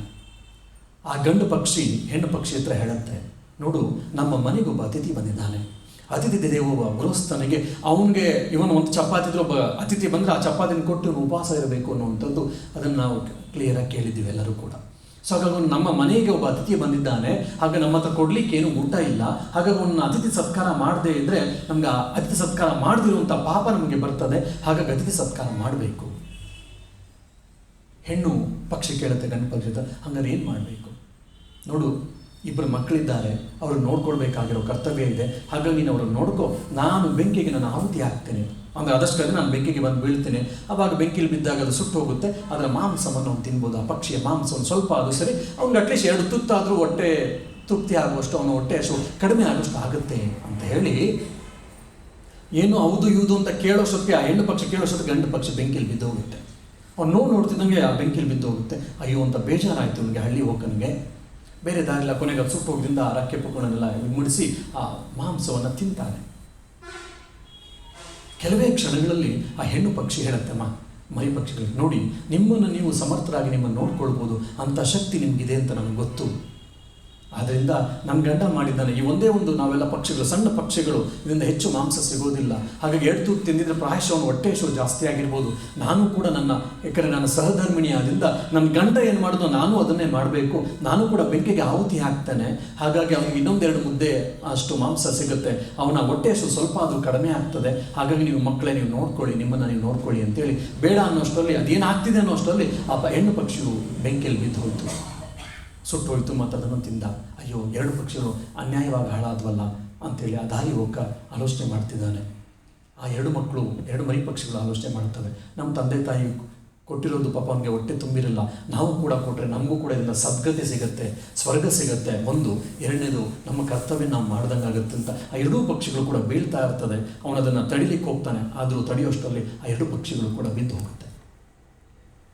ಕೊನೆಗೆ ಸ್ವಲ್ಪನೇ ಮಾಂಸ ಇರ್ತು, ತುಂಬ ಹೆಚ್ಚಿರಲಿಲ್ಲ, ಅದನ್ನು ತಿಂದ, ರಾತ್ರಿ ಮುಗಿತು, ಬೆಳಗ್ಗೆ ಅದು ಬೂದಿಯಾಗಿತ್ತು, ಅವನು ಹೊಟ್ಟೋದ. ಆ ಮುಂಗ್ಸ್ ಹೇಳುತ್ತೆ, ಆ ಬೂದಿಯಲ್ಲಿ ನಾನು ನನ್ನ ದೇಹನ ಗೊತ್ತಿಲ್ಲದೆ ಅದರಲ್ಲಿ ಬಿದ್ದಾಗ ನನ್ನ ಅರ್ಧ ದೇಹ ಸ್ವರ್ಣಮಯ ಆಗೋಯಿತು, ಬಂಗಾರಮಯ ಆಯಿತು. ಇನ್ನು ಯಾರು ದಾನ ಧರ್ಮಾದಿಗಳನ್ನು ದೊಡ್ಡ ದೊಡ್ಡ ಯಾಗ ಯಜ್ಞಗಳನ್ನು ಮಾಡಿದ್ದಾರೆ ಅಂದರೆ ಅಲ್ಲಿ ಪ್ರತಿಯೊಂದು ಕಡೆ ನಾನು ಹೋಗ್ತಾ ಇದ್ದೀನಿ, ಯಾಕಂದರೆ ನನ್ನ ಇನ್ನು ಅರ್ಧ ದೇಹ ಸ್ವರ್ಣವಾಗುತ್ತೆ, ಬಂಗಾರಮಯ ಆಗುತ್ತೆ ಅಂತ, ಆದರೆ ಆಗ್ತಾ ಇಲ್ಲ ಅಂತ. ಆವಾಗ ಇಡೀ ಪಾಂಡವರಿಗೆ ಏನು ದೊಡ್ಡದೇನೋ ಮಾಡಿದ್ದೀವಿ ಅಂತ ಅನ್ನುವಂಥ ಒಂದು ಏನು ಬೆಳೆದಿತ್ತು, ಆ ಇಡೀ ಅಹಂಕಾರವೇ ನಶಿಸಿ ಹೋಗ್ತದೆ ಪಾಂಡವರಲ್ಲಿ. ಸೊ ಹಾಗಾಗಿ service is an attitude, it is not an amount of work what we do ಅಂತೇಳಿ ಏನು ಮಾಸ್ಟರ್ ಮಹಾಶಯರು ಹೇಳ್ತಾರೆ ಸೇವೆಗೆ, ಅದಕ್ಕೆ ನಮ್ಗೆ ಇನ್ನೂ ಸ್ವಲ್ಪ ಸ್ಪಷ್ಟವಾಗಿ ಅರ್ಥ ಮಾಡ್ಕೊಳ್ಳಿಕ್ಕೋಸ್ಕರ ಈ 1-2 ಉದಾಹರಣೆಗಳನ್ನು ಕೊಟ್ಟೆ. ಇನ್ನೊಬ್ಬ ಕೇಳ್ತಾನೆ, ಹಾಗಾದರೆ ತಪಸ್ಸು ಅಂದರೆ ಏನು? ಚಿತ್ತಶುದ್ಧಿ ನೋಡಿ ಆಯಿತು, ದೇಹವಾಸನೆ ವಿಷಯವಾಸನೆ ನೋಡಿ ಆಯಿತು, ಈಗ ಇನ್ನೊಬ್ಬರು ಕೇಳ್ತಾರೆ, ಹಾಗಾದರೆ ಮಹಾಶಯ ತಪಸ್ಸು ಅಂದರೆ ಏನು? ಅವ್ರು ಹೇಳ್ತಾರೆ, ತಪಸ್ಸು ಅಂದರೆ ಏನು? ಪ್ರಕೃತಿಯನ್ನು ಜಯಿಸಲು ಮಾಡುವ ಪ್ರಯತ್ನವೇ ತಪಸ್ಸು. ಪ್ರಕೃತಿಯನ್ನು ಜಯಿಸಲು ಮಾಡುವ ಪ್ರಯತ್ನವೇ ತಪಸ್ಸು. ಇಲ್ಲಿ ಪ್ರಕೃತಿ ಎಂದೇನು ಹೊರಗಡೆ ಇರುವಂಥ ನೇಚರೇ ಇಲ್ಲ, ನಮ್ಮ ಸ್ವಭಾವ. ಉದಾಹರಣೆಗೆ ನಾನು ಬೆಳಗ್ಗೆ ಎದ್ದು ಜಪ ಮಾಡಬೇಕು, ನಾನಿವತ್ತು 1000 ಜಪ ಮಾಡಬೇಕು, ನಾನಿವತ್ತು ಉಪವಾಸ ಮಾಡಬೇಕು, ನಾನಿವತ್ತು ಯಾರ ಹತ್ರ ಹೆಚ್ಚು ಮಾತಾಡಬಾರ್ದು, ಇಲ್ಲ ಮಾತಾಡಿದ್ರು ಪ್ರಾಪಂಚಿಕ ವಿಷಯಗಳನ್ನು ಮಾತಾಡದೆ ಭಗವಂತನ ಕುರಿತು ಭಗವಂತನ ವಿಷಯಗಳನ್ನೇ ಕುರಿತು ನಾವು ಧ್ಯಾನವನ್ನು ಇಲ್ಲ ಜಪವನ್ನು ಇಲ್ಲ ಮಾತಾಡಬೇಕು ಅಂತ ನಾವೆಲ್ಲ ಎಷ್ಟೋ ಬರೀ ಸಂಕಲ್ಪವನ್ನು ತೊಡ್ತೀವಿ, ಆಲೋಚನೆಗಳನ್ನು ಮಾಡ್ತೀವಿ. ಅದೇ ಕೆಲವು ಟೈಮಲ್ಲಿ ಫುಲ್ ಮಾಡೋಕ್ಕಾಗುತ್ತೆ, ಸ್ವಲ್ಪ ಮಾಡೋಕ್ಕಾಗುತ್ತೆ, ಕೆಲವು ಟೈಮ್ ಏನೂ ಮಾಡಲಿಕ್ಕಾಗಲ್ಲ. ಯಾಕಂದರೆ ನಮ್ಮ ಮನಸ್ಸು ನಮ್ಮ ಕೈಲಿಲ್ಲ. ನಮ್ಮ ಸ್ವಭಾವ ಆ ಥರ, ಹೇಗೆ ನೀರಿನ ಸ್ವಭಾವ ಚಂಚಲೆಯೋ ಅದೇ ಥರ ನಮ್ಮ ಸ್ವಭಾವ, ನಮ್ಮ ಪ್ರಕೃತಿ. ಹಾಗಾಗಿ ನಮ್ಮ ಸ್ವಭಾವವನ್ನು ನಾವು ಸರಿ ಮಾಡಿಕೊಳ್ಬೇಕು. ಇದನ್ನೇ ಗೀತೆಯ ಭಾಷೆಯಲ್ಲಿ, ಗೀತೆಯ ರೀತಿಯಲ್ಲಿ ಹೇಳಬೇಕು ಅಂದರೆ ತ್ರಿಗುಣಾತೀತನಾಗುವುದು, ಇಲ್ಲ ಸ್ಥಿತಪ್ರಜ್ಞ ಆಗೋದು, ಇಲ್ಲ ಭಕ್ತನಾಗುವಂಥದ್ದು, ಅದನ್ನೇ ತಪಸ್ಸು ಅಂತ ಹೇಳ್ತಾರೆ. ಯಾರು ತ್ರಿಗುಣಾತೀತರಾಗುವುದು, ಇಲ್ಲ ನಮ್ಮ ಸ್ವಭಾವವನ್ನು ನಾವು ಮೆಟ್ಟಿ ನಿಲ್ಲುವುದು, ನಾವು ಇಂದ್ರಿಯ ಮನಸ್ಸುಗಳ ದಾಸರು ನಾವೀಗ ಆಗಿದ್ದೇವೆ, ಬದಲಾಗಿ ಭಗವಂತನ ದಾಸನಾಗ್ತಾ ನಮ್ಮ ಇಂದ್ರಿಯಗಳಿಗೆ ನಮ್ಮ ಮನಸ್ಸಿಗೆ ನಾವು ಒಡೆಯರಾಗಬೇಕು. ಅದನ್ನೇ ತಪಸ್ಸು ಅಂತೇಳಿ ಮಾಸ್ಟರ್ ಮಹಾಶಯರು ತುಂಬ ಚೆನ್ನಾಗಿ ಕರೀತಾರೆ. ಹಾಗಾಗಿ ಈ ಆಧ್ಯಾತ್ಮಿಕ ಜೀವನವನ್ನು ಕಠೋಪನಿಷತ್ತು ಹೇಳಿರೋದು. ಉತ್ತಿಷ್ಠತ ಜಾಗೃತ ಪ್ರಾಪ್ಯ ವರಾನ್ ನಿಬೋಧತ. ಇದನ್ನೇ ಸ್ವಾಮಿ ವಿವೇಕಾನಂದರು arise awake stop not till the goal is reached ಅಂತ ತುಂಬ ಚೆನ್ನಾಗಿ ಟ್ರಾನ್ಸ್ಲೇಟ್ ಮಾಡಿದ್ದಾರೆ. ಅರೈಸ್ ಅವೇಕ್ ಇದು ಯಾವುದು ಹೊಸದಲ್ಲ, ಇದು ಕಠೋಪನಿಷತ್ತಿನ ಉತ್ತಿಷ್ಠತ ಜಾಗೃತ ಪ್ರಾಪ್ಯ ವರಾನ್ ನಿಬೋಧತ. ಆಮೇಲೆ ಇನ್ನೊಂದು ಮುಂದೆ ಬರುತ್ತೆ, ಏನು ಕ್ಷುರಸ್ಯ ಧಾರ ನಿಶಿತಾ ದುರತ್ಯ ದುರ್ಗಂ ಪತಸ್ತತ್ ಕವಯೋ ವದಂತಿ. ಕವಯ ವದಂತಿ, ಕವಯ ಅಂದರೆ ಕವಿಗಳು ಅಂತಲ್ಲ, ಪಂಡಿತರು ವದಂತಿ ಹೇಳ್ತಾರೆ. ಏನು? ಕ್ಷುರಸ್ಯ ಧಾರ ನಿಶಿತಾದುರತೆಯ ದುರ್ಗಂ ಪತಸ್ತತ್. ಈ ಆಧ್ಯಾತ್ಮಿಕ ಜೀವನ ಅತ್ಯಂತ ಕಷ್ಟಕರವಾದದ್ದು. ಮತ್ತು ಹೇಗಪ್ಪ ಅಂದರೆ ಇದು ಹೇಗಿದೆ ಅಂದರೆ ಎರಡೂ ಕಡೆ ಚೂಪಿರುವಂಥ ಅತ್ಯಂತ ಚೂಪಾಗಿರುವಂಥ ಕತ್ತಿಯ ಮೇಲೆ ನಡೆದಂತೆ ಅಂತ ಹೇಳ್ತಾರೆ. ಆಧ್ಯಾತ್ಮಿಕ ಜೀವನ ಯಾಕೆ ಅತ್ಯಂತ ಕಷ್ಟಕರವಾದ ಜೀವನ, ಅತ್ಯಂತ ಕ್ಲಿಷ್ಟಕರವಾದ, ಅತ್ಯಂತ ದುರ್ಗಮವಾದದ್ದು ಅಂತ ಯಾಕೆ ಹೇಳ್ತಾರಪ್ಪ ಅಂತಂದರೆ ಇದೇ ಕಾರಣಕ್ಕೋಸ್ಕರ. ಯಾಕೆ ನಮ್ಮನ್ನು ನಾವು ಗೆಲ್ಲಬೇಕಿಲ್ಲ. ಜಗತ್ತನ್ನು ಗೆಲ್ಲಬಹುದು ಸುಲಭವಾಗಿ, ನಮ್ಮ ಎದುರಾಳಿಗಳನ್ನು ಗೆಲ್ಲಬಹುದು ಸುಲಭವಾಗಿ, ಆದರೆ ನಮ್ಮನ್ನು ನಾವು ಗೆಲ್ಲೋದಿದೆಯಲ್ಲ ಅದು ತುಂಬಾ ಕಷ್ಟ. ಉದಾಹರಣೆಗೆ ಯುದ್ಧಗಳು ನಡೆಯುವಂಥ ಸಮಯದಲ್ಲಿ ಯುದ್ಧದಲ್ಲಿ ಆಪೋಸಿಟ್ ಪಾರ್ಟ್ ನಮ್ಮ ಶತ್ರುಗಳು ಏನಿರ್ತಾರೆ, ಅವ್ರಲ್ಲಿ ಸೈನ್ಯ ಬಲ ಎಷ್ಟಿದೆ, ಅವ್ರಲ್ಲಿ ಅಸ್ತ್ರಶಸ್ತ್ರ ಬಲಗಳು ಎಷ್ಟಿದೆ ಅಂತ ತಿಳ್ಕೊಳ್ಳೋದು ಬಹಳವಾದ ಪ್ರಮುಖವಾದ ಅಂಶ. ಅದರ ಜೊತೆಗೆ ಯುದ್ಧದ ನೀತಿಯಲ್ಲಿ ಹೇಳ್ತಾರೆ, ಪ್ರಬಲವಾದ ಶತ್ರುಗಳ ಅವರ ಶಕ್ತಿ ಎಷ್ಟು ತಿಳ್ಕೊಳ್ಳೋದು ಎಷ್ಟು ಮುಖ್ಯವೋ ಅಷ್ಟೇ ಮುಖ್ಯ, ಅದಕ್ಕಿಂತಲೂ ಹೆಚ್ಚು ಮುಖ್ಯ ಏನಪ್ಪ ಅಂದರೆ ನಮ್ಮಲ್ಲಿ ಹಿತಶತ್ರುಗಳು ಯಾರಾದರೂ ಇದ್ದಾರೆಯೇ. ಹಿತಶತ್ರುಗಳು ಅಂದರೆ ನಮ್ಮ ಸೈನ್ಯದಲ್ಲೇ ನಮ್ಮವರು ತಂದ್ಕೊಂಡು ನಮ್ಮಲ್ಲಿ ಯಾರಾದರೂ ನಮ್ಮ ವಿರುದ್ಧಕ್ಕೆ ಯಾರಾದರೂ ಪಿತೂರಿ ಕೆಲಸ ಮಾಡ್ತಾ ಇದ್ದಾರೆ. ದೊಡ್ಡ ದೊಡ್ಡ ಯುದ್ಧಗಳು, ದೊಡ್ಡ ದೊಡ್ಡ ರಾಜ ಮಹಾರಾಜರು, ದೊಡ್ಡ ದೊಡ್ಡ ಸಾಮ್ರಾಜ್ಯಗಳು ನೆಲಸ ಹೊಂದಿತು. ಯಾಕಪ್ಪ ಅಂದರೆ ಈ ಪಿತೂರಿಯಿಂದ. ಟಿಪ್ಪು ಸುಲ್ತಾನ್ ಸೋತಾಗಿದ್ದು ಪಿತೂರಿಯಿಂದ, ಕಿತ್ತೂರು ರಾಣಿ ಚೆನ್ನಮ್ಮ ಸೋತೋಗಿದ್ದು ಪಿತೂರಿಯಿಂದ, ಹಲವಾರು ರಾಜಮಹಾರಾಜರು ಸೋತೋಗಿದ್ದು ಪಿತೂರಿಗಳಿಂದ. ಸೊ ಹಾಗಾಗಿ ಆಂತರಿಕ ಶತ್ರುಗಳು ಅಂದರೆ ನಮ್ಮಲ್ಲೇ ಒಳಗಡೆ ಇರುವಂಥ ನಮ್ಮವರು ಅಂತ ಅನ್ಸ್ಕೊಂಡವರು ನಮ್ಮ ವಿರುದ್ಧವಾಗಿ ಯಾರಾದರೂ ಕೆಲಸ ಮಾಡಿದ ಅವ್ರ ಬಗ್ಗೆ ನಾವು ಸಾವಧಾನವಾಗಿರಬೇಕು. ಅಂಥವ್ರು ಒಬ್ಬರಿದ್ರೂ ಕೂಡ ನಮ್ಮ ಯುದ್ಧದಲ್ಲಿ ನಾವು ಸೋತು ಬಿಡ್ತೀವಿ ಅಂತೇಳಿ ಯುದ್ಧದ ನೀತಿಯಲ್ಲಿ ಬರ್ತದೆ. ಸೊ ಅದೇ ರೀತಿ ನಮ್ಮ ಒಳಗಡೆ ಇರುವಂಥ ನಂದು ಅಂತ ಹೇಳ್ತಿರುವಂಥ ನನ್ನ ಮನಸ್ಸು, ನನ್ನ ಇಂದ್ರಿಯಗಳು ನನಗೆ ಯಾವಾಗಲೂ ಮೋಸ ಮಾಡ್ತಾ ಇರುತ್ತೆ. ಹಾಗಾಗಿ ನಾನು ಜಾಗೃತವಾಗಿದ್ಕೊಂಡು ನನ್ನ ಮನಸ್ಸನ್ನು, ನನ್ನ ಇಂದ್ರಿಯಗಳನ್ನು ನಾನು ಗಟ್ಟಿಯಾಗಿ ಇಟ್ಕೊಂಡು ಅದಕ್ಕೆ ಬೇಕಾದ ರೀತಿಯಲ್ಲಿ ಬಿಡ್ದಂಗೆ ನನಗೆ ಬೇಕಾದ ರೀತಿಯಲ್ಲಿ ಅದನ್ನು ನಿಯಂತ್ರಣ ಮಾಡ್ಕೊಂಡು ನಾನು ಜೀವನ ಮಾಡಬೇಕಲ್ಲ, ಅದಕ್ಕೋಸ್ಕರ ಇದು ಕಷ್ಟ.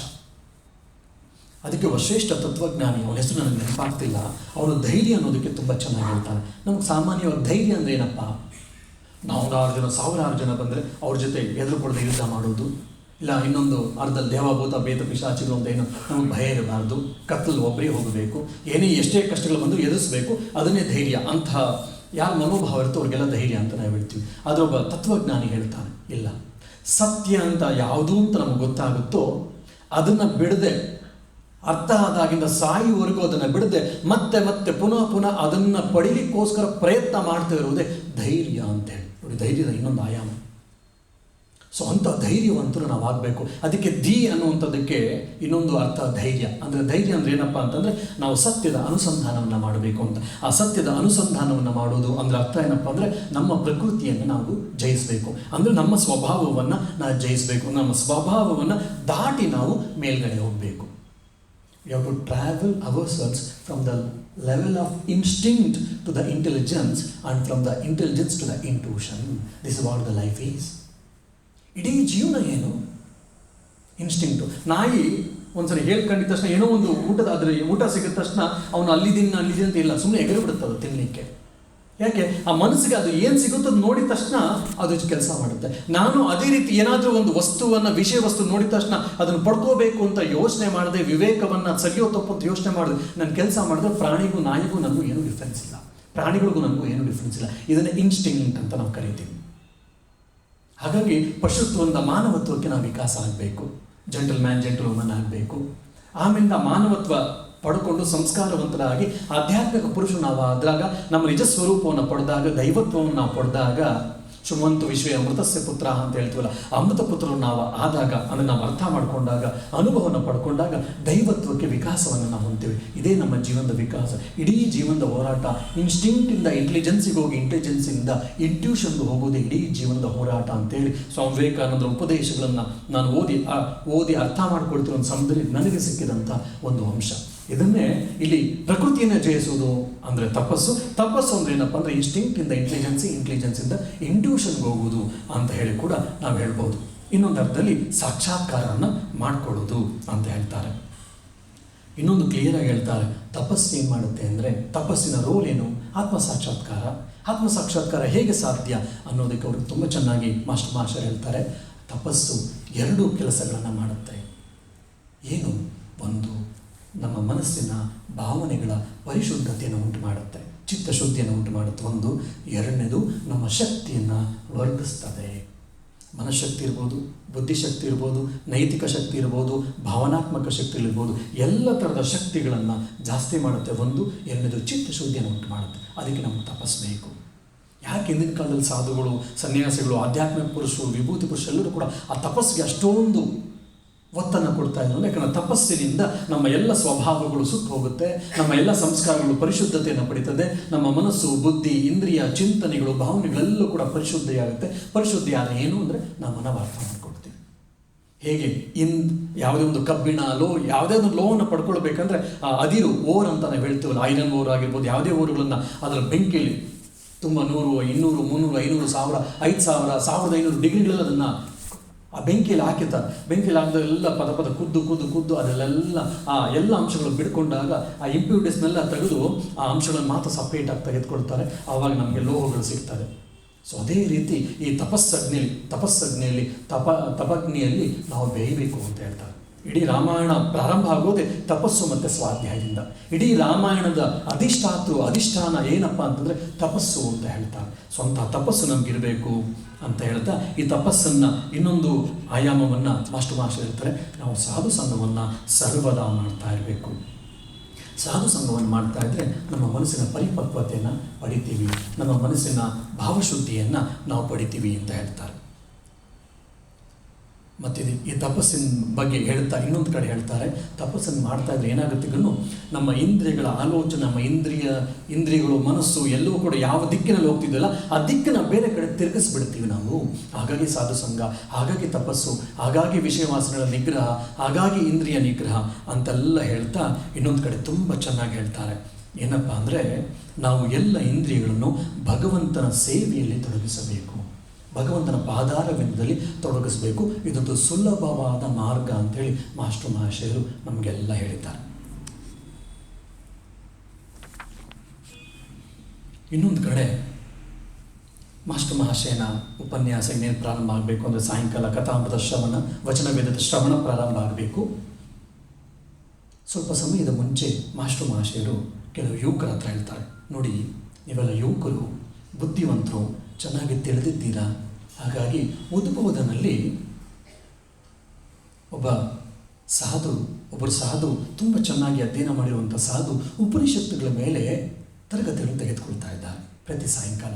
ದಯವಿಟ್ಟು ನೀವು ಅಲ್ಲಿಗೆ ಹೋಗಿ ಅಂತ ಮಾಸ್ಟರ್ ಮಹಾಶಯರು ಸ್ವಯಂ ಅವರು ಹೇಳ್ತಾ ಇದ್ದಾರೆ.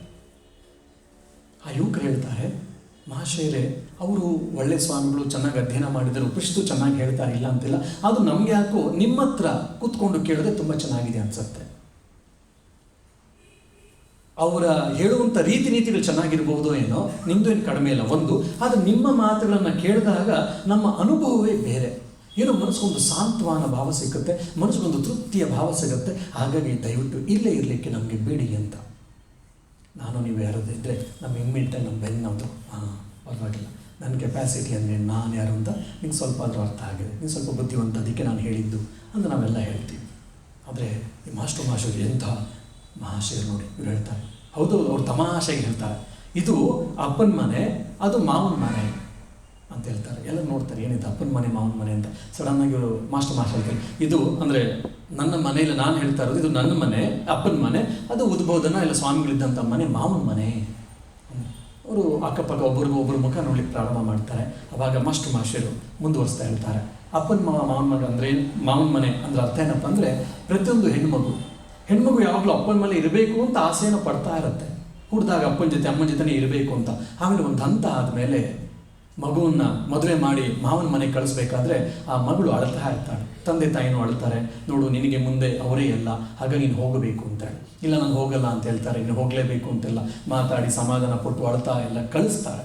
ಕಳಿಸಿ ಸ್ವಲ್ಪ ದಿವಸ ಆದಮೇಲೆ ಹೇಗಿದೆ ಅಂದರೆ, ಒಂದೆರಡು ಸರಿ ಬರ್ಬೋದು, ಬರ್ತಾ ಬಾರಮ್ಮ ಅಂದರೆ, ಇಲ್ಲ ನಾನು ಇಲ್ಲೇ ಚೆನ್ನಾಗಿದ್ದೀನಿ, ಅಲ್ಲಿಗೆ ಹೋಗಿ ನನ್ನ ಮನೆ ಈಗಿದು, ಅದು ನಾನು ಬರೋದಿಲ್ಲ ಅಂತ ಎಷ್ಟೋ ಬಾರಿ ಹೇಳ್ತಾರೆ. ಸೊ ಹಾಗೆ ನಿಮಗೆ ಇದರ ರುಚಿ ನಿಮ್ಗೆ ಸಿಕ್ಕಿದೆ ಇಲ್ಲ ಅಂತಿಲ್ಲ, ಅದ್ರ ರುಚಿ ಒಂದ್ಸರಿ ಸಿಕ್ಬಿಟ್ರೆ ಮತ್ತೆ ನೀವು ಇಲ್ಲಿ ವಾಪಸ್ ಬರೋದಿಲ್ಲ ಅಂತೇಳಿ ಆ ಯುವಕರ ಹತ್ರ ಮಾಸ್ಟರ್ ಮಹಾಶಯರು ಈ ಅಪ್ಪನ ಮನೆ ಮಾವನ ಮನೆ ಉದಾಹರಣೆಯನ್ನು ಕೊಟ್ಕೊಂಡು ಹೇಳ್ತಿದ್ದಾರೆ. ಅಲ್ಲಿ ಅರ್ಥ ಏನಪ್ಪ ಅಂದರೆ, ಅವರ ವಿನಯವಂತಿಕೆ, ವಿದ್ಯಾದದಾತಿ ವಿನಯಂ ಅಂತೆಲ್ಲ ನಾವೆಲ್ಲ ಕೇಳ್ತೀವಲ್ಲ, ಆ ವಿನಯವಂತಿಕೆಯನ್ನು ಈ ಮಾಸ್ಟರ್ ಮಹಾಶಯನ ಚಂದಲ್ಲಿ ನೋಡ್ಬೋದು. ನಾನು ಯಾರೂ ಇಲ್ಲ, ನನಗೆಂಥ ಕಿರಿಯರಿಲ್ಲ, ಶಿವಭಕ್ತರಿಗಿಂತ ಹಿರಿಯರಿಲ್ಲ ಅಂತ ಬಸವಣ್ಣನವ್ರ ಮಾತು ನಾವೆಲ್ಲ ಕೇಳ್ತೀವಲ್ಲ, ಅದನ್ನು ಅಕ್ಷರಶಃ ಇವ್ರ ಜೀವನದಲ್ಲಿ ನಾವು ನೋಡ್ಬೋದು. ಎಲ್ಲ ಅನುಭವಿಗಳ ಮಾತು, ಅನುಭವಿಗಳ ಜೀವನ, ಅನುಭವಿಗಳ ಕೃತಿ, ಅವರ ಆಲೋಚನೆ, ಅವರ ಚಿಂತನೆ, ಅವರ ವ್ಯವಹಾರ ಎಲ್ಲವೂ ನೋಡಿದಾಗ ಎಲ್ಲವೂ ಕೂಡ ತಾಳಮೇಳ ಇರುತ್ತೆ. ಅದಕ್ಕೆ ಶ್ರೀರಾಮಕೃಷ್ಣ ಹೇಳಿದ್ದು ಮನ್ಮುಖ್ ಏಕರು, ಮನಸ್ಸು, ನನ್ನ ಆಲೋಚನೆ, ನನ್ನ ಕೃತಿ ಎರಡೂ ಒಂದೇ ಆಗಿರಬೇಕು ಅಂತ. ಅದನ್ನೇ ನಾವು ಈ ಮಾಸ್ಟರ್ ಮಹಾಶಯನ ಜೀವನದಲ್ಲಿ ನೋಡ್ತಾ ಇದ್ದೀವಿ. ಕೊನೆಗೆ ಮಹಾಶಯರೇ, ಇನ್ನೊಂದು ಕೊನೆಯ ಪ್ರಶ್ನೆ, ಏನು ಸನ್ಯಾಸ ಅಂದರೆ ಏನು ಅಂತ ಹೇಳಿ ಪ್ರಶ್ನೆಯನ್ನು ಕೇಳ್ತಾರೆ. ಸನ್ಯಾಸ ಅಂದರೆ ಏನು? ತ್ಯಾಗ. ಸನ್ಯಾಸ ಅಂದರೆ ತ್ಯಾಗ. ಯಾಕೆ? ಸಮ್ಯಕ್ ನ್ಯಾಸ. ನ್ಯಾಸ ಅಂದರೆ ಬಿಡುವುದು ಅಂತ. ಸಮ್ ಅಂದರೆ ಸಮ್ ಉಪಸರ್ಗ. ಸಮ್ ಅಂದರೆ ಸಮ್ಯಕ್ ಅಂತ, ಚೆನ್ನಾಗಿ ಬಿಡೋದು, ಕಂಪ್ಲೀಟ್ಲಿ ಬಿಡೋದು, 50-50 ಇಲ್ಲ, ಸ್ವಲ್ಪ ಇಟ್ಕೊಳ್ತೀನಿ ಸ್ವಲ್ಪ ಬಿಡ್ತೀನಿಲ್ಲ, ಚೆನ್ನಾಗಿ ಬಿಡೋದು ಅಂದರೆ ಸಂಪೂರ್ಣವಾಗಿ ಬಿಟ್ಟು ಬಿಡೋದು ಅಂತ. ಅದನ್ನೇ ಸನ್ಯಾಸ.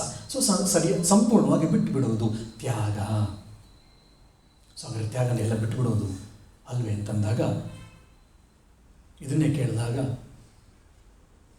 ನನಗೊಂದು ಮಾತು ಜಸ್ಟ್ ನೆನಪಾಗ್ತಾ ಇರುತ್ತೆ. ಸನ್ಯಾಸ ಅಂದರೆ ಬರೀ ಬಿಡುವುದಲ್ಲ, ಹಿಡ್ಕೊಳ್ಳೋದು ಕೂಡ.